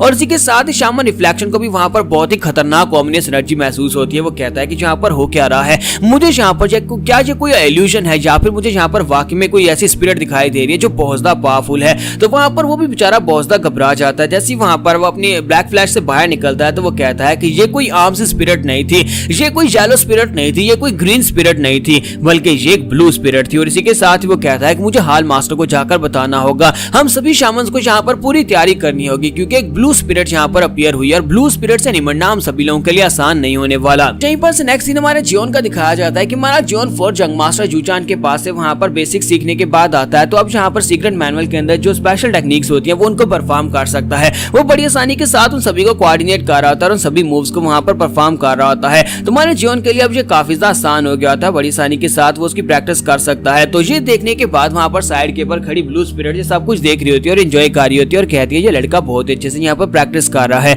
ये हाई लेवल की मार्शल आर्ट्स की टेक्निक को सिर्फ और सिर्फ देखकर ही कॉपी कर रहा है और बड़ी अच्छे से इसको प्रैक्टिस कर रहा है। मुझे लगता है कि ये लड़का जो है इसके बारे में ये कहना गलत नहीं होगा कि ये एक बहुत ही बड़ा जीनियस और टैलेंटेड लड़का है। इस लड़के ने तो यहाँ पर अभी तक एक छोटी सी मिस्टेक भी नहीं की, जिस तरह से यहाँ पर उसने देखा बुक के अंदर उसी तरह से इसको सेम टू सेम कॉपी कर रहा है। और साथ ही वो कह दिया कि अगर मैं यहाँ पर ये कहूँ कि अगर ये लड़का यहाँ पर थोड़ा सा और बड़ा होता यानी कि मेरी एज का होता तो मैं यहाँ पर इसके साथ कोई इस तरह का रिलेशनशिप रख लेती, यानी कि मैं इसके साथ यहाँ पर रिलेशनशिप बना लेती। लेकिन अगर ये लड़का यहाँ पर मेरे सामने आए और आकर मेरे सामने कहे कि प्लीज मेरे साथ शादी कर लो तो फिर हो सकता है कि मैं इसके बारे में सोचूं और वहीं पर खड़ी खड़ी वो शर्मा रही होती है, फिर साथ ही चिल्लाकर कहती है कि मैं सोच क्या रही हूँ, वो एक छोटा सा लड़का और मैं यहाँ पर हजारों साल पुरानी एक पुरानी ओल्ड बिच हूँ। और इसी के साथ ही गोचान भी वहाँ पर आ जाता है। तो गोचान आता है और उसे कहता है कि यंग मास्टर क्या आपने मुझे बुलाया? तो इसी के साथ ही वो उसे कहता है कि हाँ यहाँ पर मुझे तुमसे एक फेवर चाहिए। तो गोचान कहता है बताएं आपको क्या चाहिए? तो वो उसे कहता है कि मैं यहाँ पर चाहता हूँ कि तुम मेरे लिए हाउ फैक्शन के पास जाओ, जाकर उनके पास इन्फॉर्मेशन निकलवा कर लाओ। और वो उसे अपने पास एक टोकन देता है और उस टोकन के ऊपर एक स्पेशल साइन बना होता है। वो उसे कहता है कि जाओ उनके पास जाकर इन्फॉर्मेशन लेकर आओ। तुम्हारे गोचान को दिखाता है कि वो हाउ फैक्शन की एक ब्रांच में आता है, वहां पर आकर बैठा होता है अपने हाथ में उस पर्ची को लेकर जिसके ऊपर वो स्पेशल निशान बना होता है। तो वो कहता है कि जहाँ पर मास्टर ने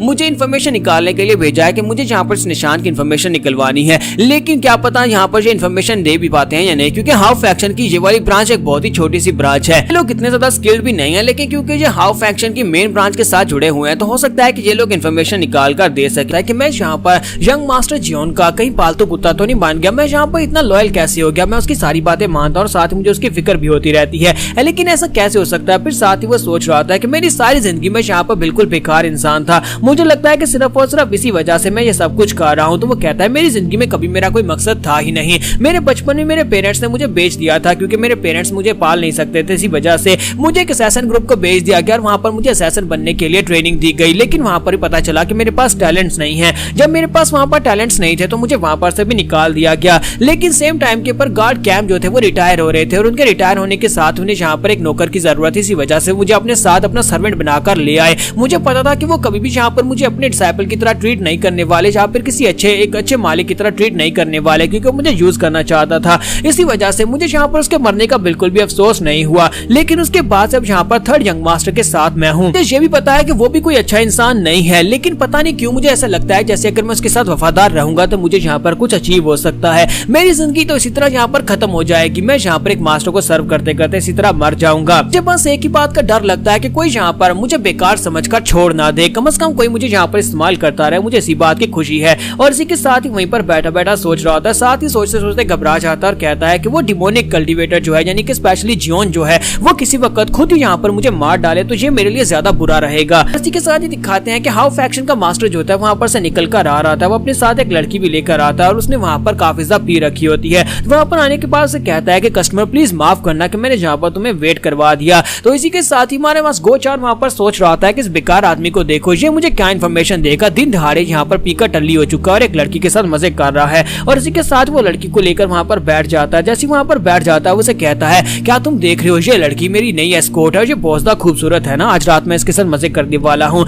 जबकि हमारा गोचान उसे कहता है कि बकवास बंद करो, इस लड़की को यहाँ पर से भेजो। तो वो कहता है कोई बात नहीं, हम इसके सामने बात कर सकते हैं। जबकि गोचान चलाकर उसे कहता है अपनी बकवास बंद करो, इस लड़की को यहाँ पर से बाहर भेजो। और इसी के साथ ही वो कहता है अच्छा ठीक है मैं इस लड़की को भेज देता हूँ। वो उस लड़की से कहता है कि ठीक है डार्लिंग तुम जा सकती हो। जैसे वो उठकर जाने लगती है वो उसकी शरीफ के ऊपर स्पैंक करता है और कहता है कि ये तुम्हें याद दिलाता रहेगा कि हम लोग अभी थोड़ी देर बाद यहाँ पर मजे करने वाले हैं। तो गोचान वहाँ पर गुस्से के साथ टेबल पर पंच मारता और कहता है कि मैंने कहा कि बकवास बंद करो, ये सब कुछ अपने गंदे काम बाद में करना, पहले यहाँ पर टास्क के ऊपर फोकस करो। इसी के साथ ही दिखाता है कि वो लड़की जैसे उठकर खड़ी होती है वो मोटू के मुंह के ऊपर थप्पड़ दे मारती है और गोचान भी इस बात से काफी ज्यादा हैरान हो जाता है। और इसी के साथ ही वो लड़की कहती है मुझे लगता है कि बस बहुत हो गया, मुझे यहाँ पर और ज्यादा नौटंकी नहीं करनी। और इसी के साथ ही वो वहाँ पर से पीछे की तरफ घूमती है, अपने सर के ऊपर से विग उतारती है। जब वो विग उतारती है फिर साथ ही वहाँ पर से पीछे की तरफ एक जंप लगाती है। वो पीछे की तरफ बैक फ्लिप करते हुए उस मोटे आदमी के सर के ऊपर हाथ रखती है और उसकी गर्दन को पीछे की तरफ मोड़ देती है। वो उस मोटू को वहीं पर मार डालती है। उसके मरने के बाद पीछे की तरफ जंप करती है। फिर साथ ही दिखाते हैं गोचान को अपनी तलवार निकालता और कहता है कौन हो तुम और यहाँ पर क्या कर रही हो। जैसे वो अपनी तलवार निकालता है वो लड़की टेबल को किक मारती है और उसके ऊपर फेंक देती है। और जैसे टेबल सामने से हट रहा था इसी के साथ ही वो लड़की अपने पास से कुछ नीडल्स निकालती है और नीडल्स को निकालकर उसकी तरफ फेंक देती है। वो सभी नीडल्स उसकी बॉडी के अंदर जाकर मेडियन पॉइंट्स के ऊपर लगते हैं जिसकी वजह से वो वहीं पर हैंग हो जाता है। लेकिन वो उस टेक्निक को पहचानता है। वो कहता है कि ये टेक्निक, इस टेक्निक को तो मैं यहाँ पर जानता हूँ। और वो लड़की जो होती है उसे कहते हैं कि तुमने तो मुझे कुछ ज्यादा यहाँ पर डिसअपॉइंट कर दिया। ये मत कहना कि तुम यहाँ पर मुझे पहचानते भी नहीं हो। असैसिन नंबर 86, यहाँ पर इन सभी असैसिन्स को नंबर दिए जाते हैं और यहाँ पर गोचान का असैसिन नंबर जो था वो 86 था। तो उसे कहती है मिस्टर गोचान कैसे हो तुम। तो ये लड़की जो होती है इसका नाम हा चायरिन होता है। तो गोचान में बताता है कि हा चायरिन कौन है। हा चायरिन जो है ये असल में उनकी जो फ्लाइंग असैसिन स्क्वाड है, फ्लाइंग असैसिन स्क्वाड का जो लीडर है उस लीडर की पोती है। इसी वजह से ये काफी ज्यादा एरोगेंट है और काफी ज्यादा अजीब भी है। इसके साथ ही वो बताता है कि उनके सेक्टर के अंदर जो उनका असैसिन सेक्टर है उसके अंदर वहाँ पर एक रूल है जिसे 100 किल रूल कहा जाता है। तो वो रूल ये है कि अगर यहाँ पर तुम में से कोई भी 100 लोगों को मार देता है, अपने 100 टारगेट्स को पूरा करता है, 100 लोगों की जान लेता है, तो उसके बाद वो सेक्टर लीडर बनने के लिए क्वालिफाई हो जाता है। और उसके बाद उसे यहाँ पर अपने आप को साबित करना होता है दूसरे क्वालिफायर्स को हराकर। और अगर वो ऐसा कर देता है तो वो सेक्टर लीडर बनने के लिए बिल्कुल परफेक्ट है, वो सेक्टर लीडर बन सकता है। लेकिन किसी को यहाँ पर इस बात के ऊपर क्या भरोसा कि ये लड़की यहाँ पर 100 लोगों को मार सकती है। ये फूल जैसी लड़की यहाँ पर 100 लोगों को मार चुकी होगी तब जाकर यहाँ पर सेक्टर लीडर बनी होगी। सेक्टर लीडर बनने के बाद इन लोगों को यहाँ पर एक स्पेशल पॉइजन टेक्निक दी जाती है जिसकी मदद से दूसरे लोगों के पॉइजन को भी रिलीज कर सकते हैं, दूसरे लोगों को पैरालाइज भी कर सकते हैं। और इसी के साथ ही वो लड़की जो होती है चायरिन, वो उसकी बॉडी के अंदर से नीडल्स को निकालती है और कहती है कि मैं यहाँ पर तुम्हारी पैरालिसिस को हटाती हूँ और उसके बाद हम लोग बात करेंगे। गोचान वहाँ पर सोच रहा था कि पता नहीं इसके दादा ने क्या सोचकर इसको यहाँ पर सेक्टर लीडर बना दिया होगा, क्योंकि ये लड़की तो बचपन में बहुत ज्यादा जालिम और बहुत ज्यादा एटीट्यूड वाली थी। तो यहाँ पर एक बचपन का सीन दिखाता है कि वो उसके ऊपर बैठी होती है और स्टिक के साथ से बहुत ही बुरी तरह से पीट रही होती है। और हमारा गोचान जो होता है बचपन से इस लड़की को बिल्कुल ही पसंद नहीं करता। और इसी के साथ ही दिखाता है कि वो लड़की जो होती है वहाँ पर उसके सामने खड़ी होती है और वो कहता है कि पहले ये कितनी छोटी थी और अब यहाँ पर इसके कितने बड़े हो गए हैं। साथ ही वहाँ पर उसकी तरफ देखकर शर्मा रहा होता है, जबकि इसी के साथ ही उसके माथे के ऊपर लगी हुई नीडल को निकालती है और कहती है कि लो मैंने यहाँ पर तुम्हें बिल्कुल पहले जैसा कर दिया, अब तुम पैरालाइज नहीं हो। गोचान उसे कहता है कि मिस तुम्हारा बहुत बहुत शुक्रिया, जबकि वो उसे कहती है कि मैं सेक्टर लीडर हूँ, तुम्हें यहाँ पर मुझे सेक्टर लीडर कहना चाहिए। और इसी के साथ ही उसे कहती है कि जबकि मैं सेक्टर लीडर हूँ तो क्या तुम यहाँ पर मेरी रिस्पेक्ट नहीं करोगे। तो उसे कहती है क्या तुम यहाँ पर इसी तरह से अपने सेक्टर लीडर की रिस्पेक्ट करने वाले हो, क्या तुम मेरे सामने झुककर मेरी तारीफ नहीं करोगे। और इसी के साथ ही गोचान वहीं पर उसके सामने बैठ जाता और कहता हाँ क्यों नहीं सेक्टर लीडर, मैं यहाँ पर आपकी रिस्पेक्ट जरूर करूंगा। तो इसी के साथ ही मिस चायरिन उसे कहती है कि ये तो बहुत ही अच्छी बात है कि मुझे यहाँ पर तुम मिल गए, मैं तो यहाँ पर इंतजार कर रही थी फर्स्ट जंग मास्टर का। तो गोचान उसे कहता है कि इस बात का क्या मतलब है। तो वो कहती है कि मैं यहाँ पर एक वैसा लड़की बनकर आई थी ताकि मैं यहाँ पर फर्स्ट सन के साथ उनकी मॉक फैमिली में घुस सकूं। मैंने सुना है कि इस फैमिली का फर्स्ट जंग मास्टर जो है वो काफी ठरकी इंसान है और मुझे अपने साथ वहाँ पर ले जाता, लेकिन अब जबकि तुम यहाँ पर तो तुम मुझे बड़ी आसानी से वहाँ पर अंदर लेकर जा सकते हो। तो वो कहता है हाँ क्यों नहीं, लेकिन आप वहाँ पर अंदर जाना क्यों चाहती है। तो वो उसे कहती है अब ये मत कहना कि तुमने यहाँ पर सेशन नंबर 29 के बारे में नहीं सुना कि वो यहाँ पर किस तरह से मारा गया। तो ये बात सुनने के बाद गोचान वहीं पर खामोश हो जाता है, क्योंकि यहाँ पर गार्ड कैंप की बात हो रही होती है, क्योंकि गार्ड कैंप यहाँ पर मर चुका है। और इसी के साथ ही सेकंड यंग मास्टर ने उन लोगों को बताया था कि वो अपने मिशन में फेल हो गया था। तो वो उसे कहती है कि अब जबकि गार्ड कैंप यहाँ पर अपने असैसिनेशन मिशन में फेल हो गया था और तुम्हें अच्छी तरह से पता है कि हमारे सेक्टर का रूल क्या है, कुछ भी हो जाए हमें यहाँ पर अपने असैसिनेशन मिशन को पूरा करना होता है, चाहे उसमें हमारा एक असैसिन मर क्यों ना जाए, तब दूसरा असैसिन उसकी जॉब को पूरा करेगा। इसी वजह से मैं यहाँ पर हूँ। तो वो से कहती है कि मैं पर्सनली यहाँ पर इस टास्क को पूरा करने के लिए आई हूँ। मैं यहाँ पर थर्ड यंग मास्टर मा ग्योंगवून को मारने के लिए आई हूँ। नेक्स्ट सीन जियोन का दिखाया जाता है कि जियोन ने जब से यहाँ पर मार्शल आर्ट्स की ट्रेनिंग स्टार्ट किया, वो हर वक्त मार्शल आर्ट्स की ट्रेनिंग ही करता रहता है। ब्लू स्पिरिट साइड के ऊपर खड़ी ये सब कुछ देख रही होती है और साथ ही गुस्से के साथ चिल्लाकर उसे कहती है कि अब तुम यहाँ पर कब तक ट्रेनिंग ही करते रहोगे, मुझे भूख लगी है, चलो चल के कुछ खाते हैं। तो वो उसे कहता है अच्छा ठीक है हम लोग चलकर कुछ खाते हैं। और उसके बाद डिनर टाइम हो जाता है। तो वो वहाँ पर से एक नौकरानी की बॉडी को पोजेस करती है, फिर साथ ही वहाँ पर खाना खाना स्टार्ट करती है। तो वो उसकी बॉडी को पोजेस करके वहाँ पर खाना खा रही थी, जबकि हमारा जियोन उसके सामने बैठकर वहाँ पर एक बुक पढ़ रहा होता है। हमारा जियोन उसे कहता है कि लगता है कि तुम्हें खाने का काफी ज्यादा शौक है। तो वो कहती है हाँ मुझे खाना बहुत ज्यादा पसंद है। तो हमारी जिंदगी में एक ही तो ज्यादा मजे की चीज होती है कि हम लोग यहाँ पर टेस्टी खाने खा सकते हैं। तो हमारा जियोन सोच रहा था कि मैंने यहाँ पर इसे नौकरानी की बॉडी को पोजेस करने दिया ताकि यहाँ पर ये खाना खा सके। और कब से पिछले 3 दिन से यहाँ पर बार बार इस लड़की की यानी इस नौकरानी की बॉडी के ऊपर कब्जा कर लेती है और यहाँ पर खाना खाना शुरू कर देती है। और इसी के साथ इस बेचारी की बॉडी के ऊपर साइड इफेक्ट्स आना शुरू हो जाते हैं। तो वो कहती है कि ये क्या, मुझे लगता है कि ये बेकार लड़की ये बहुत ज्यादा कमजोर है, ये मेरी स्पिरिट की पावर को यहाँ पर अपनी बॉडी के अंदर कंटेन नहीं रख पा रही। अगर मैं यहाँ पर इसकी बॉडी के अंदर और ज्यादा रही तो इसकी बॉडी यहाँ पर रॉट हो जाएगी और ये लड़की मर जाएगी। तो ब्लू स्पिरिट जो होती है उसकी बॉडी के अंदर से बाहर निकल आती है और कहती है कि लगता है कि मुझे यहाँ पर अगर किसी की बॉडी को पोजेस करना है तो मुझे यहाँ पर किसी हाई लेवल के बंदे की बॉडी की जरूरत पड़ेगी। तो जो उनसे कहते हैं कि तुम यहाँ पर ये शामनिज्म की बुक्स क्यों पढ़ते रहते हो। तो वो कहता है कि ये बुक्स बहुत ज्यादा इंटरेस्टिंग है, ये वो वाली बुक है जो कि तुम उस लड़की को मारने के बाद उसके पास से लेकर आई थी, यानी न्यू मून के पास से लेकर आई थी। और इसके अंदर यहाँ पर कुछ स्पेशल टेक्निक्स लिखी हुई है जिसकी मदद से हम लोग यहाँ पर किसी मरे हुए इंसान को एक डेड स्पिरिट की शक्ल में यहाँ पर दोबारा जिंदा कर सकते हैं। ठीक है, साथ ही ब्लू स्पिरिट और जियोन दोनों को वहाँ पर किलिंग इंटेंट महसूस होता है, वो दोनों जल्दी से साइड के ऊपर देखते हैं। तो इसी के साथ ही ब्लू स्पिरिट वहाँ पर सोच रही होती है कि इस लड़के की आईज मुझसे भी ज्यादा शार्प है, इसे भी यहाँ पर किलिंग इंटेंट महसूस हो गया, लगता है कि इसकी सेंसेस मुझसे ज्यादा बेहतर है। और इसी के साथ ही दिखाता है कि उनके साथ वाले रूम के अंदर वहाँ पर गोचान अपने साथ जायरिन को लेकर आया था। जायरिन को वहाँ पर एक नौकरानी के कपड़े देता है और कहता है कि तुम्हें ये कपड़े पहनने होंगे। तो वो कहती है लेकिन ये बहुत ज्यादा गंदे हैं, मैं ये कपड़े नहीं पहनूंगी। जबकि गोचान वहाँ पर सोच रहा था कि ये सिचुएशन बहुत ज्यादा बुरी है, अब मैं यहाँ पर क्या करूंगा। अगर इसे पता चल गया कि गार्ड गैम के मरने के वक्त मैं यहाँ पर दूसरे बंदे के साथ यानी जियोन का साथ दे रहा था और मैं उसका वफादार हूँ, तो फिर ये मुझे मार डालेगी। और अगर मैं यहाँ पर जियोन के खिलाफ जाता हूँ तो फिर जियोन मुझे मार डालेगा। यानी कि ये दोनों सिचुएशन ऐसी हैं जिसमें मेरा मरना तो यहाँ पर तय है, मैं बहुत ही बुरी हालत में हूँ। जायरिन जो होती है वहाँ पर उसके पास से कपड़े ले लेती है और उसके कपड़े लेने के बाद वहाँ पर सोच रही होती है कि अब मुझे यहाँ पर इन्हीं कपड़ों को पहनना पड़ेगा। और इसी के साथ ही गोचान उसे कहता है तो फिर ठीक है मैं बाहर जाकर वेट करता हूँ, तुम यहीं पर अपने कपड़े चेंज कर लो।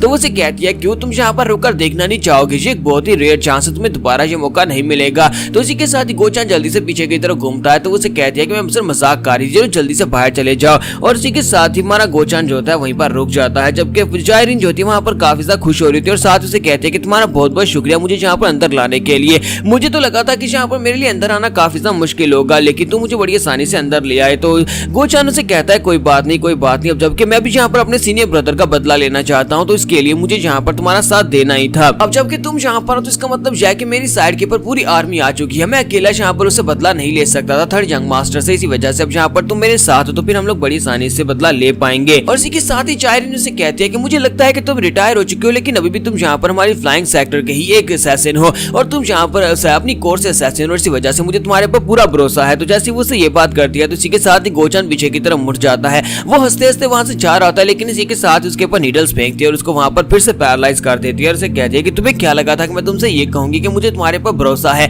ऐसी तो कोई बात नहीं है, मैं तो सिर्फ और सिर्फ यहाँ पर तुम्हारी मदद से अंदर आना चाहती थी, क्योंकि मुझे अच्छी तरह से पता है कि तुम यहाँ पर बदल चुकी हो, तुमने यहाँ पर गार्ड कैंप का साथ नहीं दिया, तुम्हारा सीनियर ब्रदर यहाँ पर मारा गया, लेकिन उसके बावजूद एक असैसिन होने के नाते तुमने यहाँ पर कुछ भी नहीं किया, उसे बचाने के लिए तुमने कोई भी एफर्ट नहीं की। इसका मतलब यह है कि तुम यहाँ पर दूसरी पार्टी के वफादार हो चुकी हो और तुमने यहाँ पर गार्ड कैंप को धोखा दिया है। इसी वजह से अब सबसे पहले मैं जिसे यहाँ पर मारने वाली हूँ वो तुम होने वाले हो, सबसे पहले यहाँ पर तुम ही मरोगे। जैसे कचरे की किसे फिक्र पड़ी है, तुम्हारे जैसे कचरे की तुम्हारे सेक्टर के अंदर भी कोई वैल्यू नहीं थी और तुम्हें क्या लगा था कि यहाँ पर तुम्हारी वैल्यू को समझूंगी और यहाँ पर आकर तुमसे बात करूंगी। तुम्हें हमारे सेक्टर से रिटायर किया गया था सिर्फ इसलिए नहीं कि तुम्हारे दिन पूरे हो गए, बल्कि इसलिए निकाला गया था क्योंकि तुम्हारे अंदर कोई टैलेंट था ही नहीं, तुम बिल्कुल बेकार इंसान थे, लेकिन कम से कम तुम यहाँ पर अपनी वफादारी तो नहीं चेंज करते। तो ये बातें सुनने के बाद गोचान वहाँ पर सोच रहा था, इसका मतलब यह है कि इस कमीनी को सब कुछ शुरू से ही पता था, और अगर से सब कुछ शुरू से पता था इसका मतलब यह है कि अब मैं यहाँ पर मरने वाला हूँ। तो जायरिन उसे कहती है कि तुम आज तक बिल्कुल वैसे के वैसे हो, तुम बिल्कुल भी नहीं बदले, हालांकि तुम काफी ज्यादा बड़े हो गए हो और लेकिन पहले से ज्यादा बेवकूफ हो गए हो।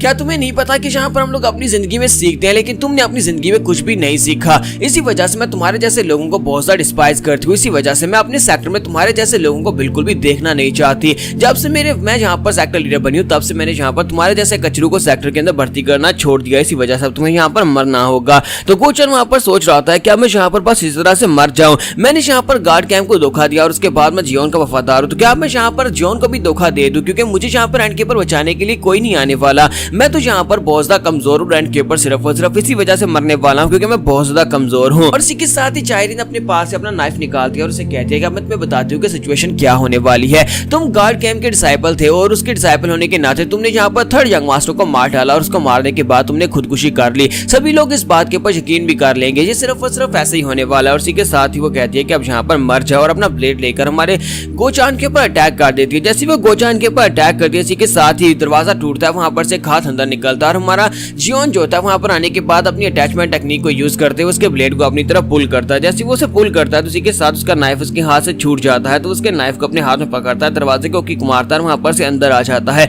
और अंदर आने के बाद कहता है गार्ड गोचान, लगता है कि तुम यहाँ पर बहुत ही बड़ी मुश्किल में फंस चुके हो। लगाया था कि तुम्हें बचाने के लिए मुझे खुद यहाँ पर आना पड़ेगा और देखो मैं यहाँ पर तुम्हें बचाने के लिए आया हूँ। जबकि गोचान वहाँ पर जियोन को देखता है और कहता है कि क्या यहाँ पर मुझे बचाने के लिए आया है, लेकिन ये कमीना यहाँ पर मुझे बचाने के लिए आया और जो बहुत ज्यादा कूल है। तो इसी के साथ ही चायरिन जो होती है अपने पास एक और छोटा नाइफ निकालती है और गोचान की गर्दन के ऊपर रखते हुए कहती है कि यंग मास्टर मॉक तुम्हें यहाँ पर अपनी जगह के ऊपर ही रुकना होगा, जहाँ पर वहीं पर खड़े रहना, वरना मैं इस ब्लेड को इस लड़के की बॉडी के आर पार कर दूंगी। गार्ड गोचान यहाँ पर नहीं बच पाएगा, गार्ड गोचान यहाँ पर मारा जाएगा। तुम्हारा जियोन जो होता है वहाँ पर उसकी बात सुनने के बाद चुपचाप खड़ा होता है, जबकि गोचान वहाँ पर सोच रहा होता है कि इस लड़की को क्या लगता है कि यहाँ पर मुझे बंदी बनाकर इस लड़के को यहाँ पर इसके ऊपर दबाव डाल सकती है। वो एक डेविल है जो कि यहाँ पर किसी के जिंदा रहने या मरने से कोई फर्क नहीं पड़ता, फिर वो यहाँ पर मेरे लिए ऐसा क्यों करेगा। तो वो उसे कह दी होती है कि तुम्हें अपना नाइफ नीचे फेंकना होगा, चुपचाप यहाँ पर मेरे सामने खड़े हो जाओ। तो इसी के साथ ही हमारा जियोन जो होता है हल्का सा मुस्कुरा रहा होता है। तो गार्ड कैंप कहता है मुझे लगता है कि मैं वाकई में यहाँ पर मरने वाला हूँ, क्योंकि जियोन कभी भी यहाँ पर अपने हाथ से नाइफ नहीं फेंकने वाला।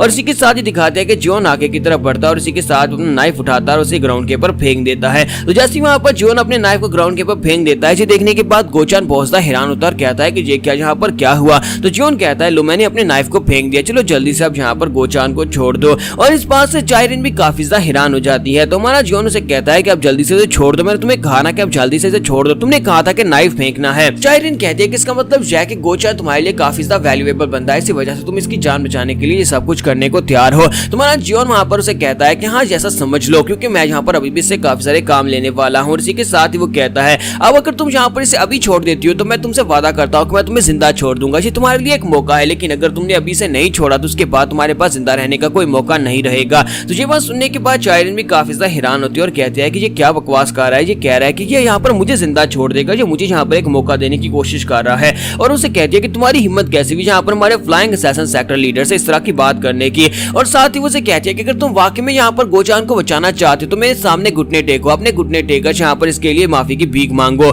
और इसी के साथ ही जब उसे ये बात करती है तो गोचान कहता है कि अब तो यहाँ पर मैं पक्का मरने वाला हूँ। जब किसी के साथ ही हमारा जियोन जो होता है वहां पर नीचे की तरफ झुकना स्टार्ट करता है। जियोन जब वहां पर नीचे झुक रहा होता है तो गोचान कहता है कि ये क्या कर रहा है, कहीं ये वाकई में यहाँ पर मेरे लिए यहाँ पर अपने घुटने तो नहीं टेकने वाला, क्या ये मुझे बचाने के लिए सब कुछ करने वाला है। तुम्हारा जियोन वहां पर नीचे की तरफ झुकते हुए कहता है कि गार्ड गोचान अब तुम्हें यहाँ पर खुद ही बचना होगा। और इसी के साथ ही वो नाइफ लेकर उसके ऊपर अटैक करने के लिए आगे बढ़ता है। चायरिन उसे कहते हैं कि मुझे लगा था कि तुम यहाँ पर अपने घुटने टेक कर इसको बचाने के लिए माफी की भीख नहीं मांगोगे, क्योंकि ये तो सिर्फ और सिर्फ एक कचरा और कचरे को बचाने के लिए कोई ऐसा नहीं करेगा। लेकिन इसी के साथ ही जब हमारा जियोन वहां पर साइड के ऊपर देख रहा था तो वो कहती है कि ये मेरी तरफ क्यों नहीं देख रहा है, ये साइड के ऊपर क्यों देख रहा है। तो इसी के साथ ही ब्लू स्पिरिट जो होती है वहां पर अपनी पावर्स को रिलीज करती है, वो अपनी ऑमनियस पावर्स के साथ उसको वहां पर चारों तरफ से घेरने की कोशिश करती है। ग्राउंड के अंदर से ब्लड के बने हुए हाथ निकलते हैं और चायरिन को वहां पर ट्रैप करने की कोशिश करते हैं, लेकिन चायरिन क्योंकि एक पीक राम की मास्टर होती है इसी वजह से वो उसको सेंस कर लेती है। वो जल्दी से जंप करते पीछे की तरफ हट जाती है और उसके अटैक को अवॉइड कर लेती है। ब्लू स्पिरिट उसे कहती है कि मुझे ये बात अच्छी तरह से पता है कि तुम एक पीक राम की मास्टर हो, तुम यहाँ पर हमारे जैसे पावरफुल स्पिरिट्स की भी सेंस को महसूस कर सकती हो कि हम लोग कहां से अटैक करने वाले हैं,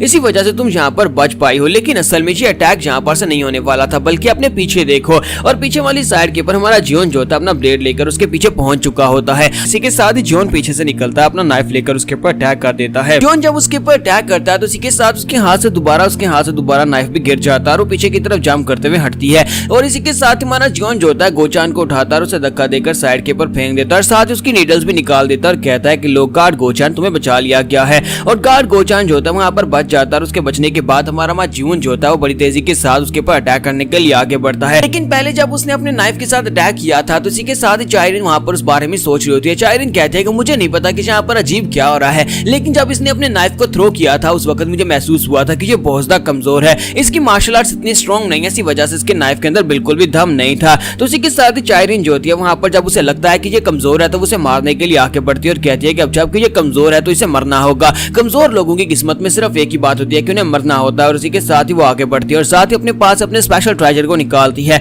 वो अपने स्पेशल ट्रेजर को निकाल रही होती है जो कि एक स्पेशल नाइफ होता है जो कि एक रस्सी के साथ बंधा होता है। वो उसको निकाल दिया तो गोचान भी उसकी तरफ देख रहा होता है क्योंकि गोचान उसको पहचानता होता है। वो कहता है कि ये तो फ्लाइंग असैसिन सेक्टर्स का अल्टीमेट वेपन है जिसको एक्सट्रीम एग्जीक्यूशन नीडल कहा जाता है। एक्सट्रीम एग्जीक्यूशन नीडल एक ऐसा वेपन है जिसको जब थ्रो किया जाता है तो सामने वाला ओपोनेंट जो होता है वो अपनी इंटरनल एनर्जी को यूज नहीं कर पाता, वो थोड़ी देर के लिए पैरालाइज हो जाता है। और इसी के साथ ही दूसरी तरफ से हमारा जियोन जो होता है वो अपने हाथ में पुलिंग यानी अट्रैक्शन आर्ट को यूज करने वाला होता है, लेकिन इसी के साथ ही चायरिन अपनी उस नीडल को यूज कर देती है। वो नीडल को सामने की तरफ थ्रो करती है। जैसे ही वो उसको सामने की तरफ थ्रो करती है और जियोन वहां पर अटैचमेंट टेक्निक को यूज कर रहा होता है, इसी के साथ ही जियोन की पावर वहां पर खत्म हो जाती है। वो कहता है कि ये क्या मैं मूव नहीं कर पा रहा। उसकी बॉडी वहीं पर लॉक हो जाती है क्योंकि नीडल उसकी तरफ आगे बढ़ी होती है। इसी वजह से वो नीडल बहुत ज्यादा स्पेशल होती है। उस नीडल के सामने की तरफ बढ़ने के साथ ही सामने वाला ओपोनेंट जो है इंटरनल एनर्जी को बिल्कुल यूज नहीं कर सकता। और ब्लू स्पिरिट भी चिल्लाकर उसे कहती है कि लड़के जल्दी से वहां पर से सामने से हटो वरना तुम उस नीडल के साथ पियर्स हो जाओगे और तुम मारे जाओगे। और वो नीडल बड़ी तेजी के साथ उसके हार्ट की तरफ आगे बढ़ी होती है और उसके पास वहां पर हटने का टाइम भी नहीं होता क्योंकि जियोन वहां पर अपनी बॉडी को खुद से मूव नहीं कर पा रहा होता।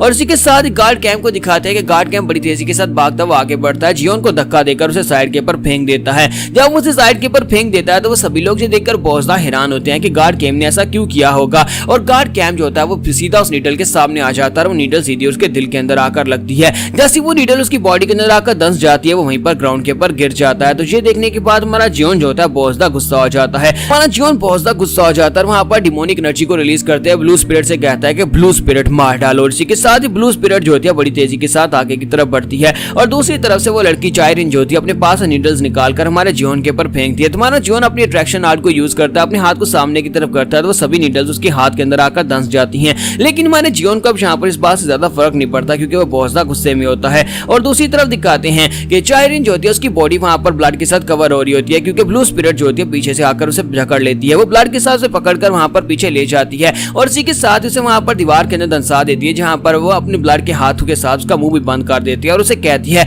हम लोगों ने तुम्हें पहले जहां पर एक ऑप्शन दिया था कि जहां पर अभी हार मान दो, गार्ड गोचान को छोड़ो, जहां पर चली जाओ क्योंकि इसके बाद तुम्हें जहां पर बहुत ही दर्दनाक मौत मिलने वाली थी और अब जहां पर भुगतो। और इसी के साथ ही वो सामने की तरफ देखती है और कहती है क्या ये है क्या और इसके साथ हुआ क्या। इसी के साथ ही ब्लू स्पिरिट उसे इल्यूजन के अंदर भेज देती है जिसकी वजह से चायरिन वहीं पर बेहोश हो जाती है। और उसके बेहोश होने के बाद हमारा जियोन जो होता है आगे बढ़ता जाकर गार्ड गोचान के पास बैठ जाता है। वो गोचान के पास जाकर बैठा होता है जहां पर नीडल उसकी बॉडी के अंदर दंसी होती है, उसके नाक और मुंह से ब्लड बह रहा होता है। तो उसे जियोन उसे कहता है कि ये तो बड़ी अफसोस की बात है कि मैं तो यहाँ पर तुम्हारे साथ थोड़ा कुछ और अरसा काम करने के बारे में सोच रहा था, लेकिन तुमने ऐसा क्यों किया, तुम यहाँ पर मेरे सामने क्यों आ गए। तो गोचान उसे कहता है क्योंकि मैं यहाँ पर एक गार्ड हूँ, एक बॉडी गार्ड की जिम्मेदारी होती है अपने मास्टर को बचाने की और मैंने यहाँ पर सिर्फ अपना फर्ज पूरा किया है। मैं तो बस यहाँ पर तुम्हें बचाने की कोशिश कर रहा था, मैं तुम्हें धोखा नहीं दे सकता। इसी के साथ ही गोचान उसे कहता है क्योंकि मेरी लाइफ में सिर्फ और सिर्फ एक इंसान ऐसा है जिसने यहाँ पर मेरे पर भरोसा किया, तुमने यहाँ पर मुझे छोड़ा नहीं, जबकि यहाँ पर तुम मुझे छोड़कर जा सकते थे, तुम मुझे मरने के लिए छोड़ सकते थे, लेकिन तुमने मेरे लिए अपने ब्लेड को भी वहां पर नीचे रख दिया, तुमने यहाँ पर मुझे बचाने की कोशिश की।